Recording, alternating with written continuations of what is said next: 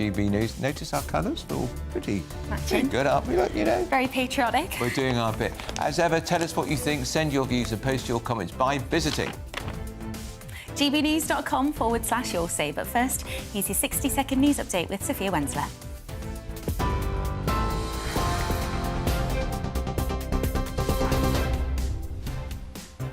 Andrew, Bethany, thank you and good morning. Your headlines at 9:33.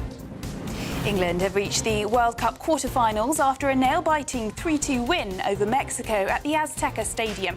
Jude Bellingham scored 2 quick goals in the first half before Harry Kane's penalty after the break led England to victory. Andy Burnham is set to push ahead with Sir Keir Starmer's Chagos Islands deal if he becomes Prime Minister. According to Guido Fawkes, the handover of the British Indian Ocean Territory to Mauritius could add another £47 billion to his estimated balance sheet. US President Donald Trump has threatened NATO on the eve of a key summit, saying allies must step up defence spending immediately or face consequences. Meanwhile, at least 11 people have been killed and more than 46 injured in Russian strikes on Kyiv ahead of the NATO meeting in Turkey. Police must stop engaging in woke culture wars and focus instead on catching criminals, according to a major review into failings in police leadership. The landmark report comes amid accusations of two-tier policing and found police leaders are accused of preferencing certain groups. Prince Harry has accepted an offer to stay at Buckingham Palace during his visit to the UK ahead of a series of charity engagements. His wife and children will not be accompanying him to London, but may join Prince Harry elsewhere in the UK later this week. Those are the headlines for now. More news at the top of the hour. Tune in to GB News Radio wherever you are. Online, on DAB digital radio, on TuneIn, on Radio Player, on Nation Player and on your smart speaker. Just say, play GB News.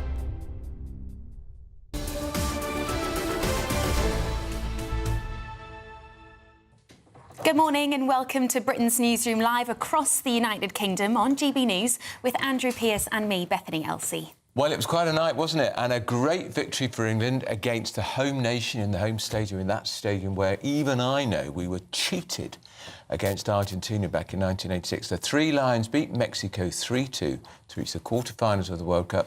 Jude Bellingham scored 2, Harry Kane a penalty. It was nail-biting. Absolutely. These fans in Manchester had a great time. It was a tough game, you know, the red card made it so difficult for us, but we did it in the end. I think that's the hardest game we're going to get all the way to the final, so I really think we can do it now. We all believe we can do it. These fans in Mexico absolutely loved the drama of it. How was that game? How was the last 20 minutes? Must admit, so good. Wait, it was nervy, like? Yeah. Very nervy. Maybe it's in the back. How was that, big man? Good, great. I can't believe we came through that. It's such a nerve-jangling thing. It's what we're about, yeah. Fucking fought for it. We are. I tell you what, a lot of passion. The Mexican fans have been great, but I feel like we really showed the English spirit. Everyone's coming home again with Thomas Tuchel. Everyone's coming home again with Thomas Tuchel. Everyone's coming home again with Thomas. These commuters at King's Cross went to work with a spring in their step. I don't know if that was a spring in the other bloke's step. The game was very, very close. Very close. Especially being at the Azteca and Mexico only losing how many games? 8 games in like 80 games, something stupid like that. It was close. It's the World Cup though. England were the better team on paper. The red card made it very difficult, but we're England. I was on the chairs screaming in that pub down there.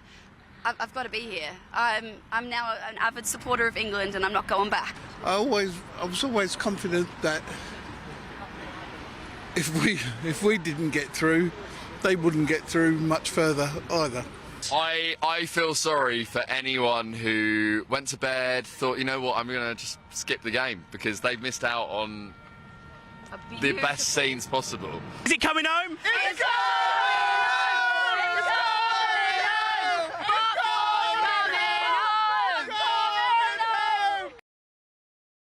Well, we've got two footballing heavyweights in the studio with us. That is not Andrew Pearce and Bethany Elsing. It is Paul Coy and our broadcaster Mike Parry.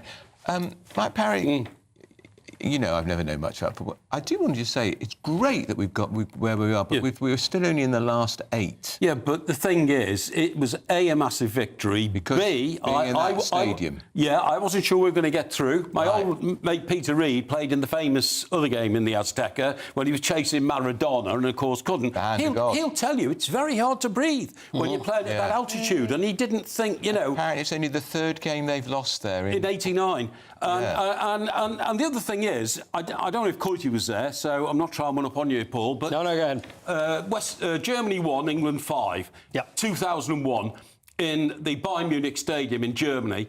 It was one of Sven-Göran Eriksson's first games, and we thrashed the Germans, absolutely thrashed them. So I was there in Germany, and I saw what an impact it has, an English victory. You know, you talk about soft power sometimes in politics. Yeah. Soft power also means if you've got a great football team, you are really up there in the ratings of a lot of people in the world. That's why Brazil are such a fabulously popular country, because of their football team. Yeah. And we keep on going like this, and I think we can now. I believe that this is... I mean, I think I've told you the story before. In 1954, West Germany, as they were then, beat Hungary in the World Cup final in Switzerland. They weren't supposed to win because Hungary were the greatest team in the world. You remember the Magyars? Puskás. Yeah, Puskás and all that. West Germany won, and the economists will tell you to this day that created the West German economic miracle, which made them the strongest and most powerful nation Europe's ever seen. I think we can do the same. So this could be Andy Burnham. If we win the football, Andy Burnham goes for an early, because he will be Prime Minister. Yeah, but look at exactly. He goes for an early general election. Because it's about look at just this morning, just coming in. I know you didn't see the game. I didn't. But the mood that everybody's in, just in the office, and like you said, and I know you said, but then again, you know, there's a lot of games to go. We've still got 3 games to go.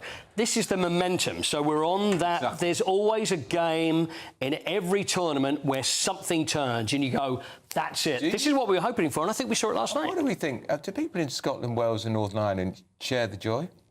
I'm absolutely the wrong person to ask such a question. Well, see, the thing is, I like Scotland to do well, but I think there's a bit more to it from the other direction. Not in my opinion. I've travelled around the United Kingdom and I've seen bitter Scotsmen. I think it was P.J. Wodehouse who once said it's never difficult to tell the difference between a ray of sunshine and a Scotsman with a grudge. And believe me, they've been holding a grudge on England winning the World Cup since '66. I'm going to ask the Scottish people who watch and listen to us in their vast numbers to let us know, are you sharing the great joy in this studio across the country that England beat Mexico in one of the most difficult stadiums to win? And one of the most difficult games. We were down to 10 men. Yeah. We had a penalty awarded against us, which wasn't a penalty, and yet we triumphed through all that. It was an amazing, amazing event. It really was. I think the only Scottish people that are probably going to be supporting England are probably those who've gone on holiday to Mexico and came back with Montezuma's revenge. I think that's probably the only people that will. Yeah. Apart from that, I'm with Mike. I think nobody wants us. But then again, we've known this for years. It's not just Scotland. Everybody does. Exactly. And if they did get Montezuma's revenge, and I'd say good for Montezuma. Yeah.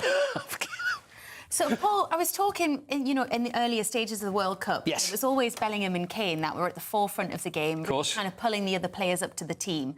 And we spoke to Aidan McGee last weekend about whether or not that would be enough.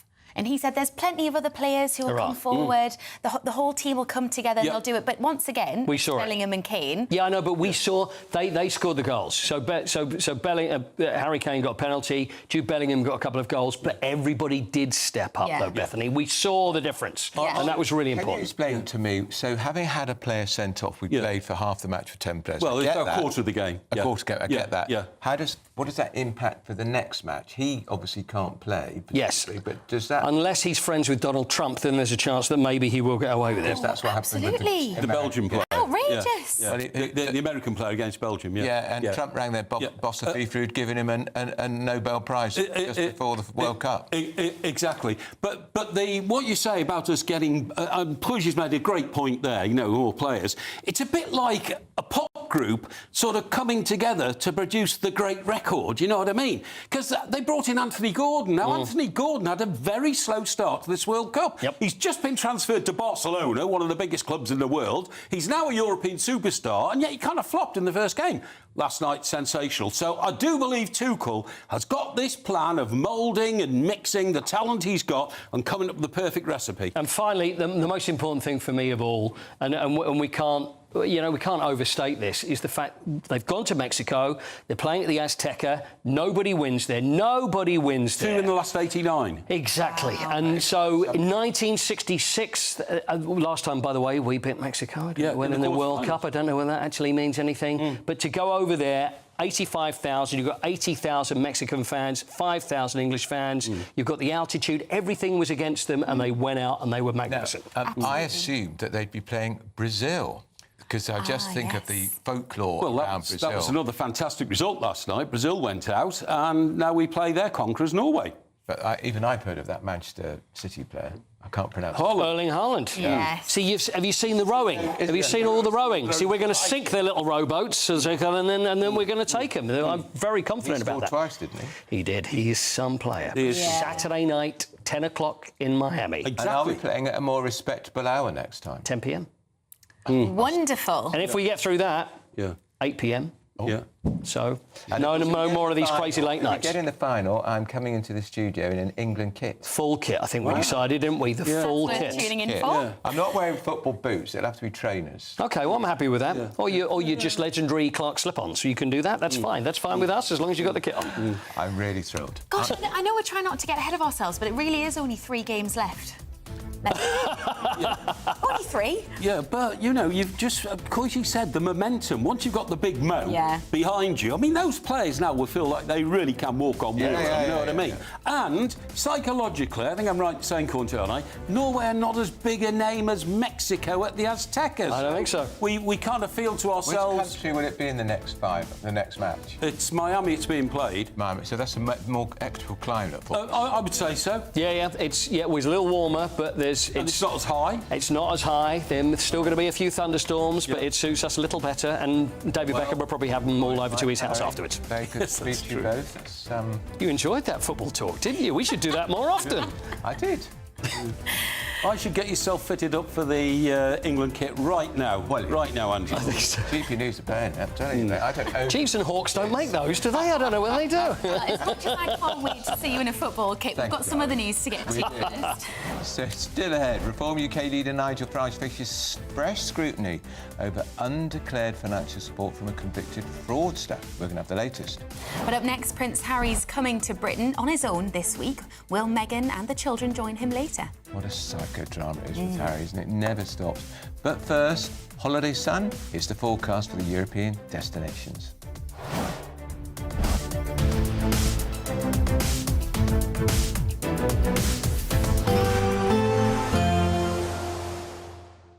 Can't wait to get in that sea. Lovely and warm. Just like the feeling of having great travel insurance. All Clear Travel Insurance sponsors GBNews Travel Destinations Forecast. Hello. The heat will be building across Spain and Portugal. It won't be as widespread or as hot as what we previously had. Across Madeira and the Canaries, cloudy as we go through Tuesday, but across much of Portugal, into Spain, into France, a good deal of sunshine. Further towards the east, that's where we're going to see sunny spells and a few showers, but temperatures actually closer to the average for what we'd expect at this time of year. Otherwise, plenty of sunshine as we go through the week. Bye-bye. All Clear Travel Insurance sponsors GBNews Travel Destinations Forecast.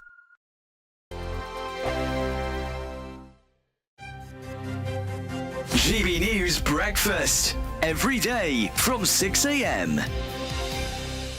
The completion of the challenge, the Princess of Wales was met by her family, including the Prince of Wales and her 3 children. Lovely. All right, let's talk to former Royal Butler, Grant Harold. Grant, honestly, that little video there just seemed to say it all to me, because it was clearly all just off the cuff, not a prepared speech. She just came across as someone who really cares about what she does. She does, and I mean, she's remarkable because, as you said, it was just suddenly announced last night that she'd done this. And not that I'm a huge expert in this, but it's quite a challenge. I actually know somebody that did it recently. I mean, I think you've got to walk about 23, 24 miles. You're climbing about up to, is it 9,000 feet? You're travelling over 500 miles. It's 3 highest peaks in the UK, Scotland, England, and Wales. I mean, it's a remarkable achievement. GB News, the People's Channel. This is GB News, Britain's news channel. In his 23 years of service, Alan was deployed to a number of conflicts, including the Gulf War. He met his wife Tracy Ann when he returned to civilian life, and Alan is proud of his time in the forces. The actual Gulf War, it was during this Scud missile sort of crisis, if you like, and I found that quite worrying because it was so random. If somebody points a rifle at you and intends to kill you, that's one thing. But these missiles were just fired into nowhere. One of the camps got hit. A lot of US servicemen got killed. And RAF regiment fellas went in to help. And the effects of war are clearly not nice. But if it was done for the right reasons, it had to be done. GB News, the People's Channel. This is GB News, Britain's news channel. No, Cameron, so it's the first monarch ever to do this, then, isn't it? What's your take on what we've seen in the data here? Well, Patrick, for GB News audiences, I spent 5 hours in financial briefings with all of these documents, so you don't have to go through them all, and we've assimilated them with my producer, Tom, this afternoon and evening for you. As you said, Patrick, at the start of your piece there, I think a lot of our audience are probably going to be wondering why £370 million, roughly, of their money is being spent on resurfacing a building, Buckingham Palace, which no monarch is unlikely to ever live in ever again. The money that the king surrenders the profits of from the Crown Estates to the Treasury in exchange for a percentage to fund the official duties, that percentage for almost a decade has been much higher. GB News, the People's Channel.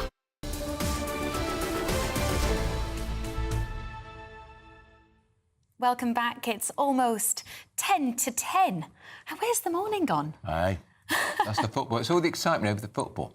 Well, we've got some breaking news for you. One of the UK's aircraft carriers, HMS Prince of Wales, has been repeatedly buzzed by a Russian military aircraft while on patrol in the Norwegian Sea. Home Security Editor Mark White has the latest on this breaking news. This is pretty significant. Yeah, the Ministry of Defence in the UK is saying that this was unnecessary, dangerous and unprofessional activity that this Russian aircraft, a Bear F maritime patrol aircraft, had carried out. We can show you images, actually, of the interception. Now, this happened over the Norwegian Sea just a few days ago, on the 2nd of July. You can see that maritime aircraft, propeller-driven aircraft, with the F-35 combat aircraft that were on board HMS Prince of Wales, one of our 2 giant aircraft carriers.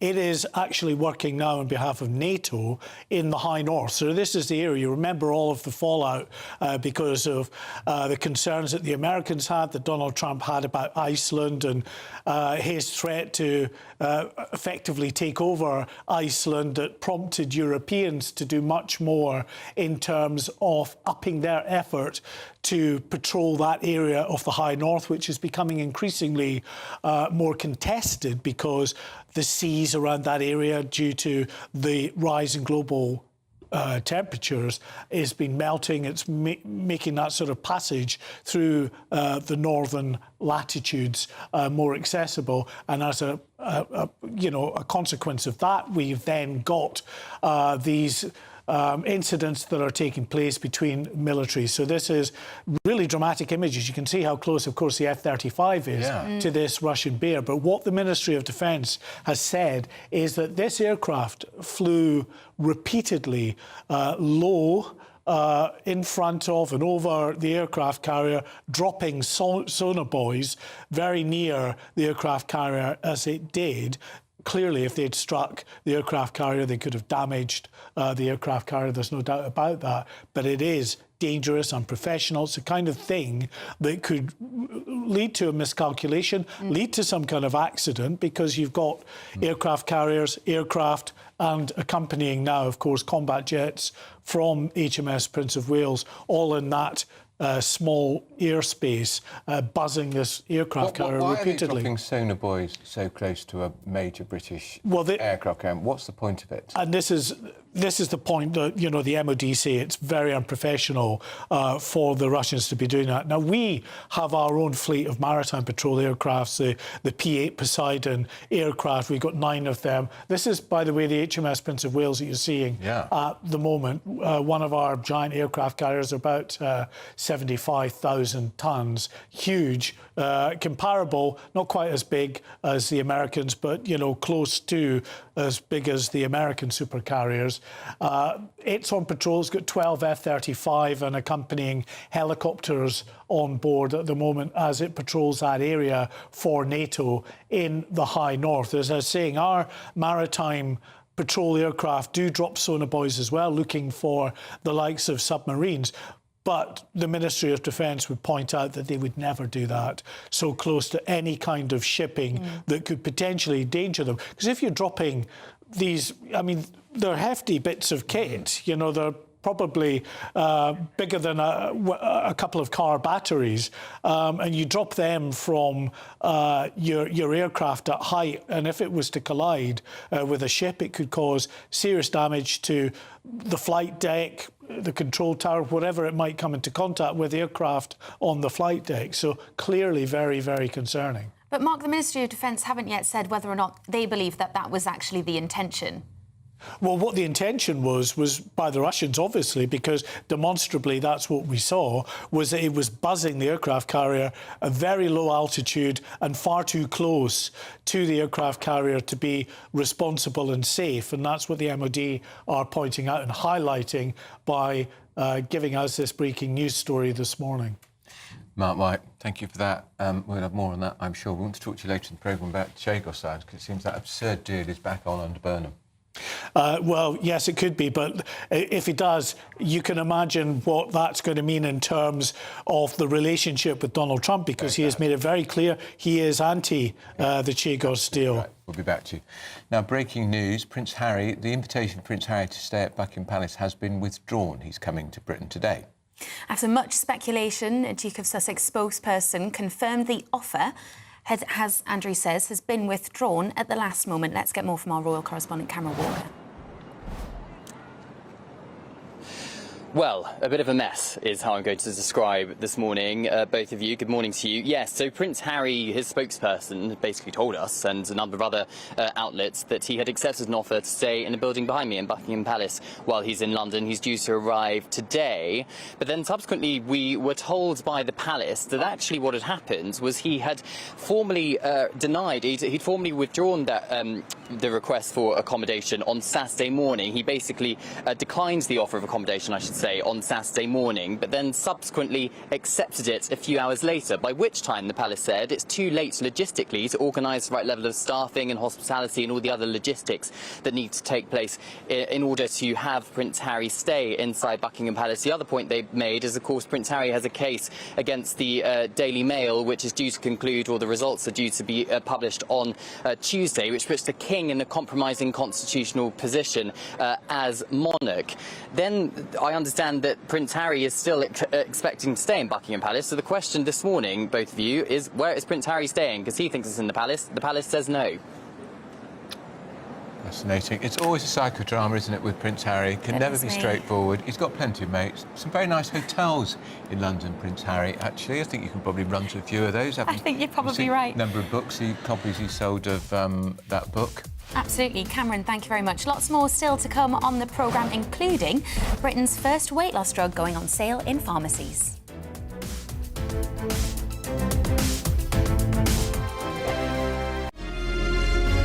Thank you, Britain, for the thousands of you who are becoming friends of GB News every week. You're not only watching and listening to our programmes, you're becoming part of them too.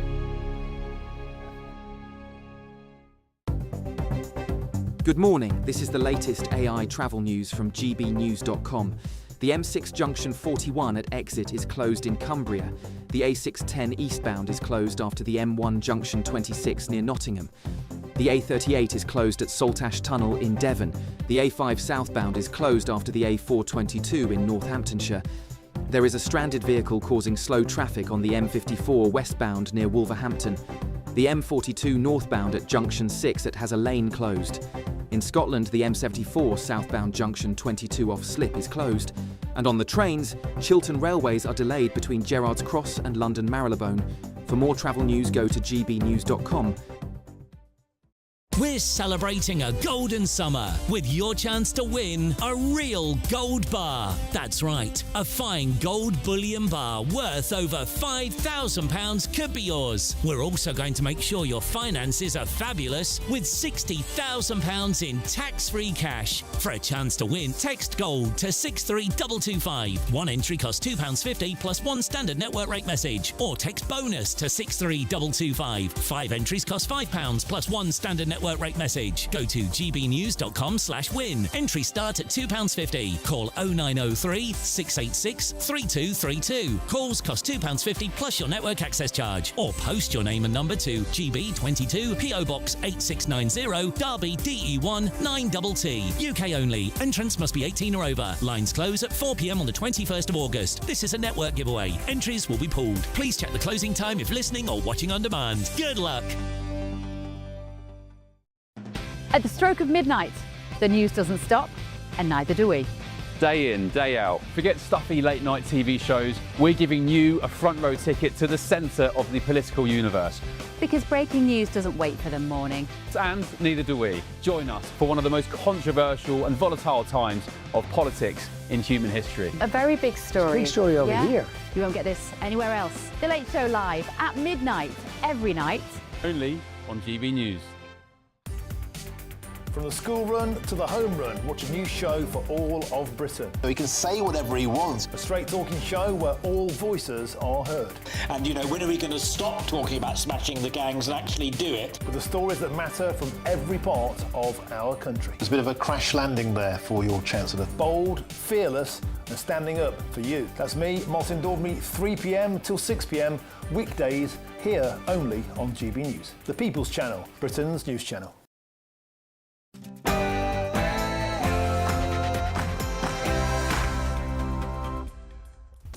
Welcome back and good morning. It's just gone 10 o'clock on Monday the 6th of July, live across the United Kingdom. This is Britain's Newsroom with Andrew Pearce and me, Bethany Elsey.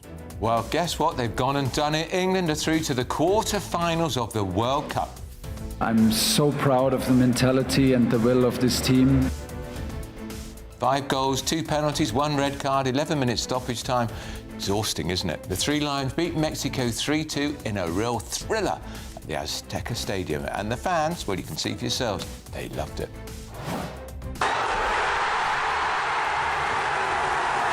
It's coming home! It's coming home! It's coming! Come on, England! I love you! I love you! As you can see, millions of England supporters pulled an all-nighter. Were you one of them, or did you decide to sleep through? I'm sure there might be a few sickies today. Let's be honest, to score 7 goals for Norway in the World Cup is quite special. England now take on Norway in the quarterfinals on Saturday. Can they stop the 6'5" Viking, Erling Haaland? Of course they can. In other news, Harry home alone. Prince Harry presses ahead with his UK trip, while Meghan and the children stay in the US. And incoming Prime Minister Andy Burnham is thought to be in favour of completing Labour's controversial deal to give away the Chagos Islands at a cost of £35 billion. We'll have all the details. And funding fury, Nigel Farage faces fresh scrutiny over undeclared support from a convicted fraudster. Reform's Robert Jenrick says there's nothing to see here. Labour-supporting newspaper that backed the Labour Party at the last general election is worried that Nigel Farage is going to be our next Prime Minister. Fat to flat. There's going to be a slimming stampede today as Britain's first ever weight loss pill. It's a Wegovy pill, goes on sale at our pharmacies.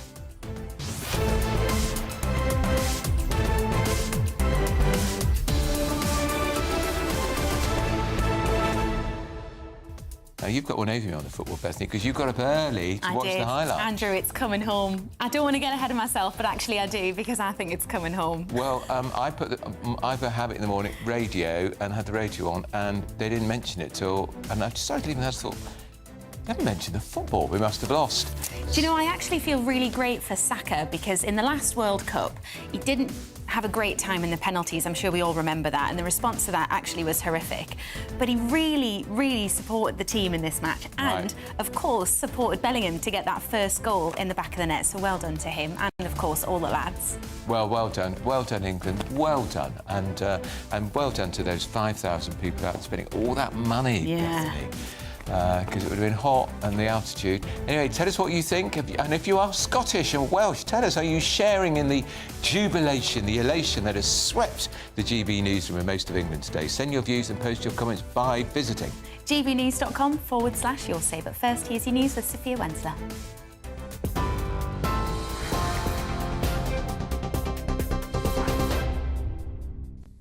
Andrew, Bethany, thank you and good morning. Your headlines at 3 minutes past 10. As you've been hearing, England have reached the World Cup quarter-finals after a nail-biting 3-2 win over Mexico at the Azteca Stadium. The Three Lions shrugged off the pre-match chaos after it was delayed by an hour due to thunderstorms. Jude Bellingham scored one goal after another in the first half, which made it 2 goals in 98 seconds for England. And then in the second half, with pressure mounting on England's fortunes, they turned around once more with Harry Kane scoring a penalty. England are now set to play Norway in the quarter-final on Saturday at 10 p.m. after they beat Brazil. A Russian patrol aircraft repeatedly approached the UK's carrier strike group as it operated in the Arctic last week and was intercepted by 2 F-35 fighter jets. That's according to the Ministry of Defence. The Bear F plane dropped a series of buoys into the water near the HMS Prince of Wales aircraft carrier, the MOD revealed today, and condemned the activity as unsafe and unprofessional. Andy Burnham is set to push ahead with Sir Keir Starmer's Chagos Islands deal if he becomes Prime Minister. According to Guido Fawkes, the handover of the British Indian Ocean Territory to Mauritius could add another £47 billion to his estimated balance sheet. According to multiple sources close to Burnham's thinking, he has been heavily influenced by Sir Keir's National Security Advisor, Jonathan Powell, whom he intends to keep in role if he comes to power. US President Donald Trump has threatened NATO on the eve of a key summit, saying allies must step up defence spending immediately or face consequences. The warning came as US officials said many allies were lagging behind their pledge to spend 5% of GDP on military by 2035. Sir Keir Starmer announced a £15 billion uplift in defence spending this week, but that will only raise the UK figure to 2.7% of GDP by 2029. The NATO summit will mark Sir Keir's last opportunity to rebuild relations with the US president before he steps down. Meanwhile, at least 11 people have been killed and more than 46 injured in Russian strikes on Kyiv. The attack comes on the eve of the NATO summit in Turkey, where Ukrainian President Volodymyr Zelensky is expected to hold talks with President Trump. Hours before the latest strike, Zelensky had warned that Moscow was preparing a second massive strike on Kyiv following its attacks on Thursday that killed 30 people. Palace aides have denied that Prince Harry will be staying at Buckingham Palace during his UK visit. GB News exclusively revealed earlier today that the Duke of Sussex had accepted King Charles's offer to stay in the monarch's official residence, something Harry's office continues to stand by. However, palace aides have now denied that the King's youngest son will be staying at the palace. It is understood Harry had initially declined an offer to reside in the residence, but later changed his mind after the deadline had passed. Police must stop engaging in woke culture wars and focus instead on catching criminals, according to a major review into failings in police leadership. The landmark report found police leaders are accused of preferencing certain groups and said bosses must be resolute in refusing to take sides. Lord Blunkett, the former Labour Home Secretary who co-chaired the report, said there was no room for culture wars or woke causes in policing. Britain is bracing for its third heatwave of the summer, with schools reportedly calling off sports days in case of extreme temperatures. A heatwave could be declared in parts of the southeast today, with temperatures predicted to hit 34 degrees later this week. A week-long warning over high temperatures is in place for parts of the UK, as the soaring heat poses a greater risk to life for vulnerable people. In guidance issued on Friday, the Department for Education said schools could reschedule physical activity, including sports days in hot weather. Some have begun cancelling them, which traditionally take place towards the end of the summer term. ITV has agreed to sell its media and entertainment business to Sky for £1.6 billion in one of the biggest takeovers in British broadcasting history. The agreement, subject to shareholder and regulatory approval, will create a major competitor to the global streaming giants like Netflix and Amazon Prime Video. The deal includes the ITVX platform and ITV's free-to-air channels, but not ITV's studio operations. The ITV announcement said this commitment will support British programming, production and creative jobs across the UK. Those are the latest GB News headlines. Now it's time for the finance. Taking the ups and downs in our stride. Stilts Home Lifts sponsors the GB News Finance Report. And here's a quick snapshot of today's markets. The pound will buy you $1.3338 US and 1.1680 euros. The price of gold is £3,113 per ounce, and the FTSE 100's at 10,714 points. GB News Finance Report, brought to you by Stilts Home Lifts.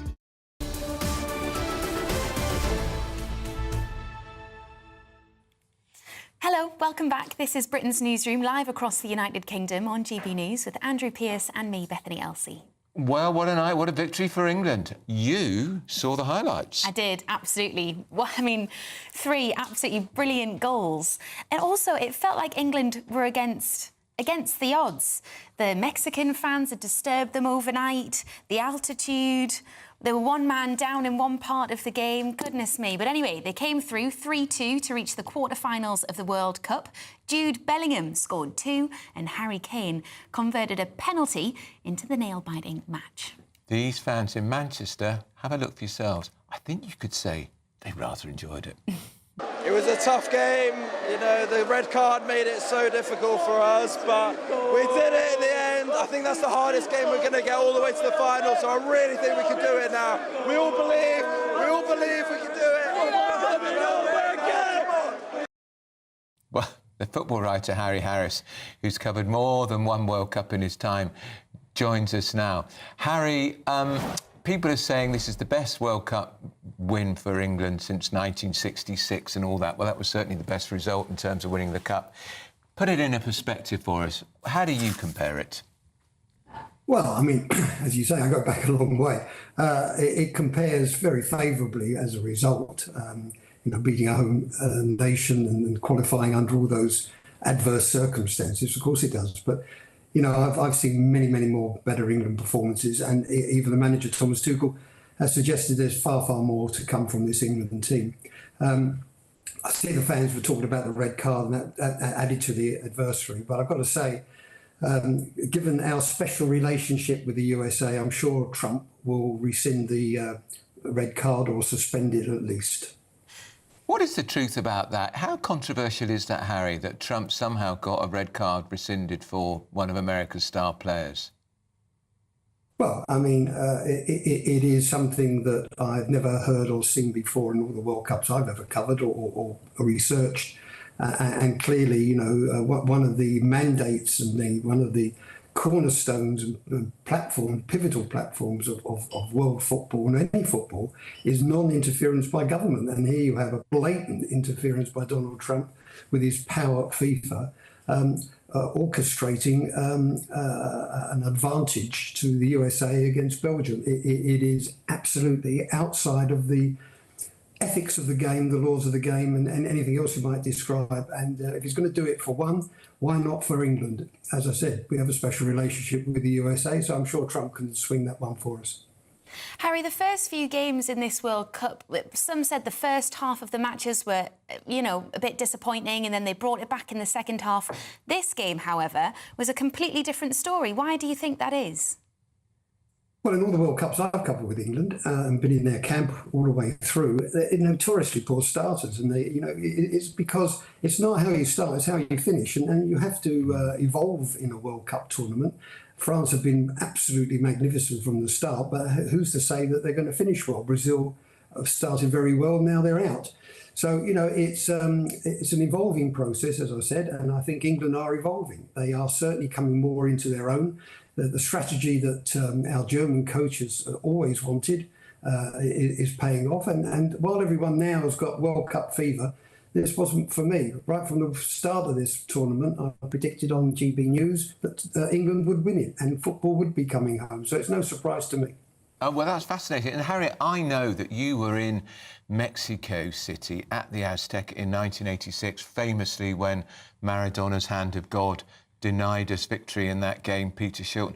So is it really like being in a cauldron, hot, humid, the altitude, and of course the fiercely partisan nature of the fans? Yeah, I'm pretty sure it's a long time ago now, but I think the England doctor had a stroke on the training field because of the kind of humid and heat conditions. I mean, it is anti-football. No one should really be allowed to play in that. But, FIFA invented a new kind of game. It used to be a game of two halves when I first started watching football. Now it's a game of four quarters. So you have these hydration breaks, wonderful stuff, if you need it in the heat. But why do you need a hydration break when you've got air-conditioned stadiums and it's freezing cold? So it really needs to be a bit more sensible than the hydration break just for the sake of it, because there's billions of pounds worth of free advertising for FIFA. Yeah. If you were to make are you a betting man, Harry? I'm not, but my predictions usually come off. I said on GB News last night it'd be 2-1, so I got the margin right. Yeah. So I'm pretty comfortable that given all the adverse, I mean, I've suffered that. It's 7,200 feet above sea level. I've been there, but Bobby Robson, when he took us there a year before to acclimatise. We were there for weeks, acclimatising to that kind of altitude. To come in after just 2 days is just a phenomenal effort about the players who put in such an effort. You can't deny their commitment to the cause, and that is what Thomas Tuchel has created, and that is a winning formula. All right, Harry. Well, great to talk to you. Harry Harris, the veteran football writer. It must be... the Lions' Den they were in. We are the Three Lions, but they were in the Lions' Den because 85,000 people in the stadium, 80,000 screaming for Mexico. Goodness me. Intense heat. The match is delayed because of the storms. But I suppose they've proved themselves. They've done well under pressure, and despite all the odds, maybe that spurred them on. Maybe they couldn't hear the England fans, and it spurred them on to do it for us. Yeah. Well, it's time for... the Great British Giveaway. Oh, my goodness. Your chance to enjoy a golden year with a real gold bar worth over £5,000 and 60k in cash. Here's all the details. What would you do with £60,000 cash? What would you do with a real gold bar? Well, both have to be won in our Golden Summer celebration. First, there's £60,000 in tax-free cash to bolster your bank account this year. You could spend it on treats, splash out on the family, or just save it for a rainy day. It's entirely up to you. Plus, we'll also give you a fine gold bar worth over £5,000. That's genuine gold that you could gift to a loved one or just lock up in your own personal vault. The gold and the cash really could be yours. For a chance to win £60,000 in tax-free cash and a real gold bar, text GOLD to 63225. One entry costs £2.50 plus one standard network rate message, or text BONUS to 63225. 5 entries cost £5 plus one standard network rate message. Go to gbnews.com/win. Entries start at £2.50. Call 0903 686 3232. Call Calls cost £2.50 plus your network access charge. Or post your name and number to GB22 PO Box 8690 Derby DE1 9TT. UK only. Entrance must be 18 or over. Lines close at 4 p.m. on the 21st of August. This is a network giveaway. Entries will be pulled. Please check the closing time if listening or watching on demand. Good luck. Now, just to say, if you're Scottish, are you sharing the jubilation, the elation, the delight that's sweeping a country that's called England after our stunning victory against Mexico? Do get in touch, you know how to. We'd love to have you on. Also coming up, Sir Tony Blair tells the incoming Prime Minister Andy Burnham to stay away from capital gains tax. He says if he raises it, it's going to damage the economy. Well, I think you'll be right about that. We'll be going through that and more with our panel, Judita De Silva and the former Government Minister, Mark Field. This is Britain's Newsroom on GB News. There they are. There's the panel. Do you trust what you're being told? Good, because neither do I. Those are just facts. I'm Alex Armstrong, and on my show, we'll expose the spin. Well, I want to answer that, because you didn't let me last time, because you always speak over me. The broken promises. To deny that is denying the truth. And the hypocrisy. Needs to stop. You think we can allow? Politics, policy, parliament. Nothing is off limits. No sugarcoating, no fear of offence, just the truth laid bare. Tune in every Saturday and Sunday at 9 p.m. for Alex Armstrong Tonight, only on GB News, Britain's news channel. 5 hosts, 5 opinions, 5 fearless debates, 5 unfiltered takes on the day's news. 5 reasons not to be anywhere else on Saturday night. This is the Saturday 5. You got me.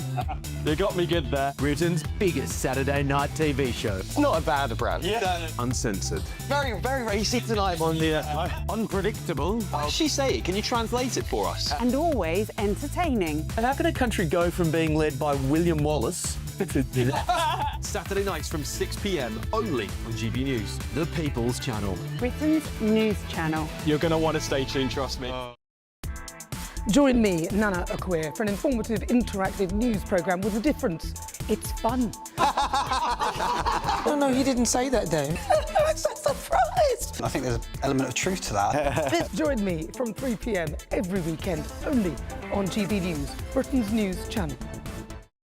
Hi, I'm Michelle Dewberry, and my show is your opportunity to cut through all the noise and dive in headfirst to some robust debates. Ideas clash. Situation, No, isn't it? Because the failure is... You're deliberately avoiding my point. Nothing's held back. And if you think this is the end of it, wait for more. And we do not shy away from the difficult stuff. Sometimes I want to shake people and say, if only you understood. So join me on Jubes & Co. weeknights at 6 p.m, only on GB News, Britain's news channel.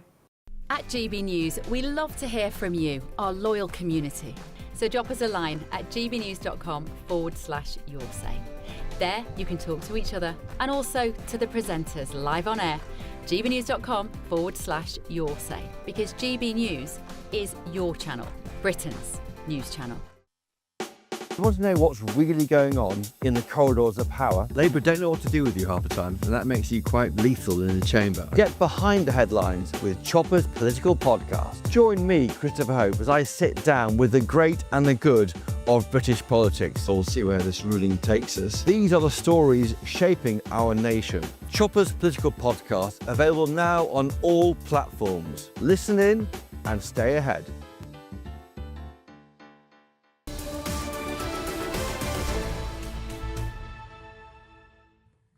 Welcome back. This is Britain's Newsroom with Andrew Pearce and Bethany Elsey. It's 10:20 and Well, we heard asked earlier, we wanted, is there anyone in Scotland who is supporting England? Well, funny that, there is, because joining us now is columnist from The Scotsman, a former MEP, Brian Monteith, who's an old friend of mine. Brian, did you stay up and watch it, and were you were able to get through the night cheering on England? I did indeed. I actually set my alarm for 1:45, and then had the disappointment of having to wait another hour before the game started. But what a match it was. It really was an excellent performance by England. And yes, I was cheering them on. How couldn't you? they were, in all senses, the underdogs. And some English people might find that odd, but they were the underdogs playing in that stadium against Mexico. And what a performance they pulled off. So, yes, I was cheering them on. And are you in a majority of Scottish people, Brian, cheering them on? We all remember a young Andy Burnham's rather stupid error many years ago. Who you support in the World Cup? Anyone but England. That went down well. It was a long time ago. He's recanted. Well, of course, I'm not saying I'm the majority. No. But my team's out. I'm British. And were Wales in the tournament, Northern Ireland in the tournament, I'd be cheering them on. And even Ireland were in the tournament, I'd be cheering them on. But I'm certainly cheering on England and would love to see them win the World Cup. So, Brian, hang on. If Scotland was still in the World Cup, you wouldn't be cheering England on? Is that what you're saying? Oh, yes, because I would love to see a situation where Scotland play England in the final. So I would have been wanting England to win. There's no doubt about that. England has marvellous players. I've been to English matches myself when I worked in London. I had my own local teams that I followed, my own English stars that I appreciated. I'm British, and I envelop myself in the British game. So I would have supported England even if Scotland were still in the tournament. Brian, it was Scotland's first appearance in the World Cup for nearly 30 years, so it was absolutely brilliant for your side as well. So congratulations to you for appearing, and I know obviously you're not in it now, but it was still an amazing achievement. Well, yes, it was. So it makes it all the sweeter that we got there. I was in France in 1998. I was actually at the Norway game, who England now play in their next match. And it was a great experience, and everybody who has a chance to go to a World Cup should take it, even if it's just to be outside and soak up the atmosphere and watch it on a big screen. But England have such strength and depth. We could see that last night when the subs came on. They pulled together and did their shift. It was a truly outstanding performance, and I'm looking forward to the next game. All right, Brian, we're lovely to talk to you. Brian Monteith, a proud Scotsman who's very proud of what England did on the football pitch last night. Well done, you. We're joined by the former Foreign Office Minister, Mark Field, and Judita De Silva, commentator. Judita, I was not going to make a sexist assumption, but I thought, I'm not sure that Judita would be that bothered. You were up watching the match. I am, because I'm partly Nigerian, partly Brazilian, so all we have is God and football. So right. I'm very dedicated, But it was, I've got to say, it was one of the most entertaining England matches I've seen in my lifetime. The last time I was that charged up was back in the era of Jurgen Klinsmann in Germany, when those were electrifying games. This was top-tier entertainment, and even just the moment when Mexico got their penalty and then the whole of the crowd started playing La Cucaracha, I was like, this is what football is about. But, I mean, just for Thomas Tuchel, he must sit back and go, this is the team I've been training. This is the team that delivers. Because even looking at that moment where in 2 minutes, Bellingham gets 2 goals, but that goal where you can see Harry Kane make a decision, I'm not going to make the score. He just plays it into position in the box, knowing that Bellingham will be there for the header. And he is. You've got to put your hands up and say whatever negative thoughts or apprehensions you have about England, they showed up. And Mark, I know you are a football fanatic. I am. Fanatic football in your home, and I can see that you I am. I'm afraid. Well, actually, yes. My late mother used to think it was such a yobbish game for me to be involved with that. But despite it, I used to follow it. Well, it's a long old story. I used to follow Bury, who went bust in 2019. I'm afraid so. But I watched them through thick and thin. Thin and thin. Yes. But listen, you've got a career as a football pundit. Yeah, I was thinking that as well. Actually, the only interesting thing about the Scottish thing, of course, is we've got Norway next round. So with all that Viking blood in Scotland, and particularly if you're from the Shetlands or Orkney, you might have very divided loyalties. But no, where I agree with you, it was an amazing performance, and I've obviously followed England games for the last 50 years, and we've got to a couple of World Cup semi-finals in 1990 and in 2018. Many people will remember 30 years ago when we were hosting the European Championships, we had a massive 3-0 win over the Dutch, who were then a very, very big global footballing nation. But this game, it really was the excitement. That our backs were against the wall in Mexico, the large crowd, down to 10 men for over half an hour. It was an astonishing victory. Why was he sent off?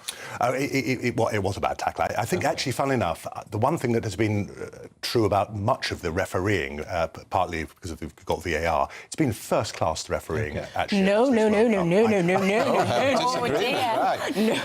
Oh, did you see the Paraguay match against France? Oh, well, sorry. You were right about that, where a lot of niggly little tackles weren't being picked up. But generally, on the big decisions last night, I think both penalties and the sending off were right. We had a guest on earlier, the football writer Harry Harris, who made the point, well, presumably Trump would intervene to have the red card overturned, which is what he did for a leading member of the American team. Balaran, who's actually, fun enough, was an Arsenal Academy player who lived most of his life. He's of Nigerian extraction, but was born in the States. Actually, funnily enough, ironically, of course, nowadays, under the Trump regime, would not be regarded as a US citizen. That's the ironic thing. He lived in London from the age of 2 and actually chose America partly because actually his career at Arsenal began to... In the week when he's battling, he's battling birthright citizenship, and you're targeting a man that is directly a beneficiary of birthright citizenship, and you basically... Obviously, you've made a call to Gianni Infantino. He's his big mate, anyway. Yeah, they've been backslapping since that ridiculous award. Yeah. But even when you think about the integrity of the sport, Infantino, you're a guardian for the sport of football. And yes, there should be a kind of appeals process for red cards. But the fact that it can be a phone call, and they haven't actually overturned the red card, they've suspended it. We've just got some breaking news on that. Do you want to read that out, Bethany? Yeah, UEFA says FIFA's decision to suspend a one-match ban for the United States striker Florian Balogun, thank you, everyone. It crossed a red line. So we don't know yet whether that means it's been overturned, because it's up to FIFA, not UEFA. But it doesn't sound like it's really up to Trump, isn't it? It's up to Trump because he's the host nation. Yeah. What a shocker. I mean, isn't he really a shocker?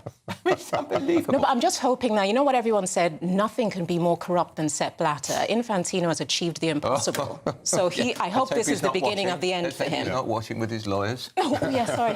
He's wonderful. He's great. Now, we will move on to some politics, because breaking news, it's not been confirmed yet, but it seems it has a real whiff of it, that the Burnham administration is going to revive selling the Chagos Islands to Mauritius at a cost over 50 years of £35 billion. I'm staggered by this, Mark Field, and I think it goes down to the huge influence of Jonathan Powell, who's being kept on as the foreign policy advisor by Andy Burnham, who conceived and negotiated this from beginning to end. Andrew, I think you're exactly right. I mean, there was a get-out-of-jail card in many ways. The change of government, the fact that clearly Starmer, as an international lawyer, was very committed to it on highbrow issues of international law. But the reality is it's a huge amount of money that we're spending. Not to compensate the Chagos Islanders, but actually to give money to Mauritius. And it's very questionable whether Chagos was ever part of Mauritius. The Chagosians don't want to go. They don't want to go. And obviously, the importance of all of this, of course, is the Diego Garcia base, the American base in that region, a vital pivot in that part of the Indian Ocean. So, it staggers me, because I rather assumed that this would be a very easy thing for Burnham to sweep under the carpet, even if not necessarily to entirely kibosh it, to say, well, listen, we'll come back to this in 3 or 5 years' time. But if he is going to go ahead with this, I think most people in this country are just very bemused by it. I mean, it's not to take a colonial view, but just why are we spending this vast amount of money essentially getting a 99-year lease of property that is already ours? And Judith, we know that the black hole in defence spending isn't $5 billion. We now know it's $15 billion because they hadn't funded the extra $10 billion of cuts. Isn't Mark Field right? This was an easy from Andy Burnham. Park that. It would be easy to park it, but I applaud Andy Burnham for actually pushing ahead, because at the end of the day, you're a Labour leader. And when you said, let's not look to the colonial side, yes, you do need to, because it's a nation that essentially is still a British colony in 2026. That should not exist. And the fact that you are putting that right, that is something a Labour leader ought to be seen to do. That is why Keir Starmer championed it, but he didn't dig in. And I applaud Andy Burnham for following through. But the Chagosians don't want this. Does it not matter what they think? No, it does matter what they think. But there was a poll which I think it was 98% against. But historically, 98%? Britain should have no stake. in the Chagos Islands period. Diego Garcia is the linchpin. That is why this is so important. It's nothing to really do with the concerns of the people there. It's to do with keeping an army base because it's beneficial for strategic planning. But don't we really believe in the whole idea of self-determination? So, for example, I mean, it's actually not really a colony. It's the British Indian Ocean Territory is rather like places like Cayman Islands, St Helena, Falklands, or indeed Gibraltar. And again, Gibraltar is interesting, where they've had the option of going back to Spain, as it were. They have said very, very much they want to remain under the British Crown. And therefore, the issue is the self-determination of the people who live there. That certainly, from the beginning of the 20th century onwards, was regarded as the most important thing. That's correct. But normally, in all of these circumstances historically, the indigenous people are always picking the lesser of two evils. The proposition made to the people of Chagos is, Mauritius or Britain. And historically, through to the colonial structure, what is offered to you under the umbrella of America and Britain is access and money. Why is Mauritius better? It's 2,000 miles away. It's not about being better. It's about geographically there should be no stake for America and Britain in that island. But it's a beneficiary of the structures that existed colonially. They're not giving them independence. They're giving it control to Mauritius. Why should which is a mate of China. Am I right? Well, that's the geopolitical issue here, is that Mauritius has tended to side with China, and obviously we shouldn't be naive about this. You're right. It's the lesser of two evils. Having this big base in Diego Garcia is what is regarded as important for the West. And that's what I dispute. That don't present it as we're doing it for the people. No. America and Britain have a stake. Mauritius has a stake. And historically, where does it ought to be? It should be deferred to Mauritius because Britain and America should have no stake in the Chagos Islands, period. OK, then. Mark Field, Peter Silva. Oh, great two football experts, too. Yeah, surprisingly, that was brilliant. Lots more to come in the papers with you guys in the next hour. But for now, let's get your 60-second news update with Sophia Wensler.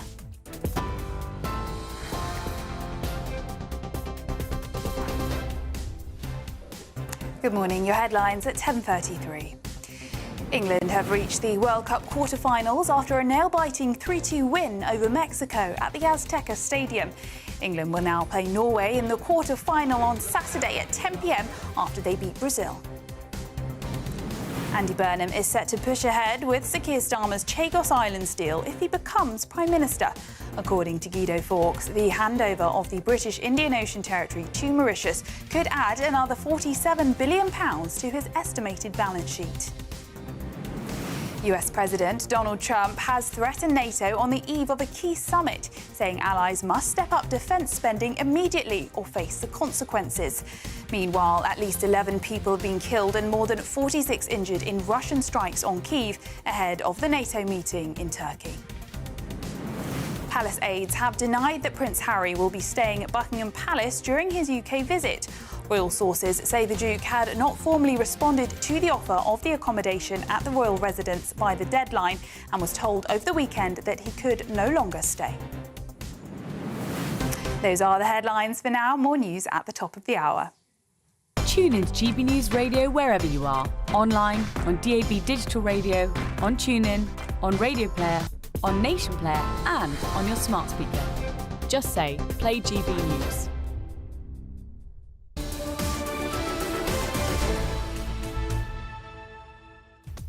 Thanks, Sophia. Still to come on the programme, Nigel Farage says he's done no wrongdoing after benefits from one of his allies was not declared. We'll have the latest. This is Britain's Newsroom on GB News.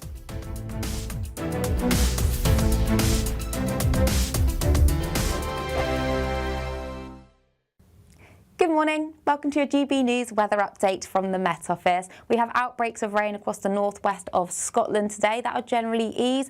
Elsewhere, sunnier spells developing, and it's going to be turning warmer, and that theme continues as we go through the week. So outbreaks of rain most persistent across the northwest of Scotland. It'll generally start easing as we go through the day. Across Northern Ireland and northern parts of England, rather cloudy here. Low cloud burning back to the coast across Wales and the southwest of England, and further towards the southeast, that's where we'll see the best of the sunshine. Temperatures rising up to 31 or 32 degrees. In the north, 19 to 21. As we end Monday, well, it's a damp picture, especially across Orkney and Shetland, and even further out towards the west of Scotland, but not as heavy or as persistent as what we've seen over recent days. Across Northern Ireland, some late sunny spells, but also a few showers around, and that picture continues across much of northeastern parts of England. A few spots of rain here. Best of the sunshine to end Monday is going to be towards the south coast. As we go through Monday evening, that rain persists across Orkney, Shetland, northern parts of Scotland. Elsewhere, some low cloud will filter back in, so murky, especially over the hills, northern England into Wales and the southwest. Thick enough again for some patchy drizzle in places. Temperatures still holding up, so a rather mild start to Tuesday morning. As we start Tuesday morning, there is going to be a fair amount of cloud around. Again, that low cloud will lift and break. There'll be a few spots of rain, especially across northeastern parts of England and into Scotland. Elsewhere, especially further towards the south, across much of England and Wales, it's another day of blue skies. Sunshine might turn a little bit hazy at times, but temperatures will be rising up to around 30, 31, possibly 32 degrees. Bye-bye. Thank you, Britain, for all of you who listen to GB News Radio. Whether you're at home or on the go, you're making us Britain's news channel and Britain's radio station.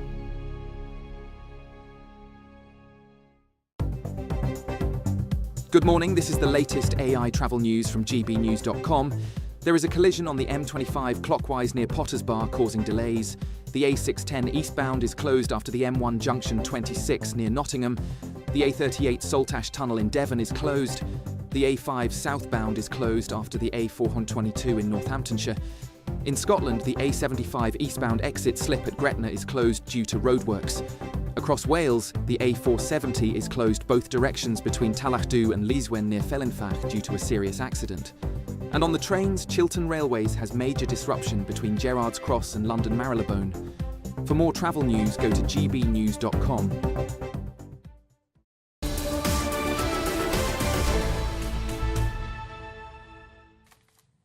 Welcome back. It's 10:38. This is Britain's Newsroom.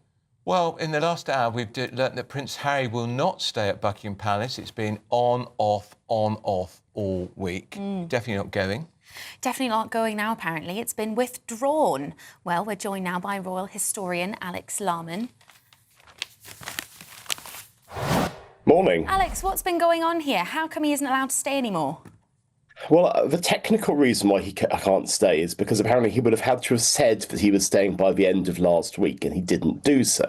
So we've been in this bizarre situation this morning where we've had briefings he was going to stay, followed by briefings he wasn't going to stay, one after the other.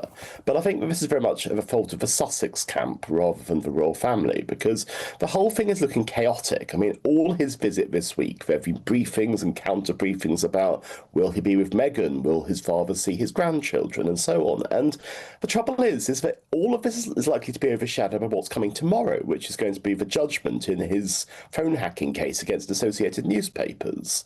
And if the judgment goes in his favour, this will be a very good week for Prince Harry. If the judgment goes against him, however, which I would say is probably more likely, it's going to be a very, very bad week indeed for him. And the embarrassment of being in his home country for the first time in quite a long time, whilst some very awkward questions are being asked, is going to be absolutely horrendous. So this week, it started off chaotically, and it might only get worse at this stage, I'd say. And Alex, this is a lot to do with the fact he's still bursting with resentment over the fact the British state, the government, is refusing to provide this sort of protection he had when he was a working member of the royal family.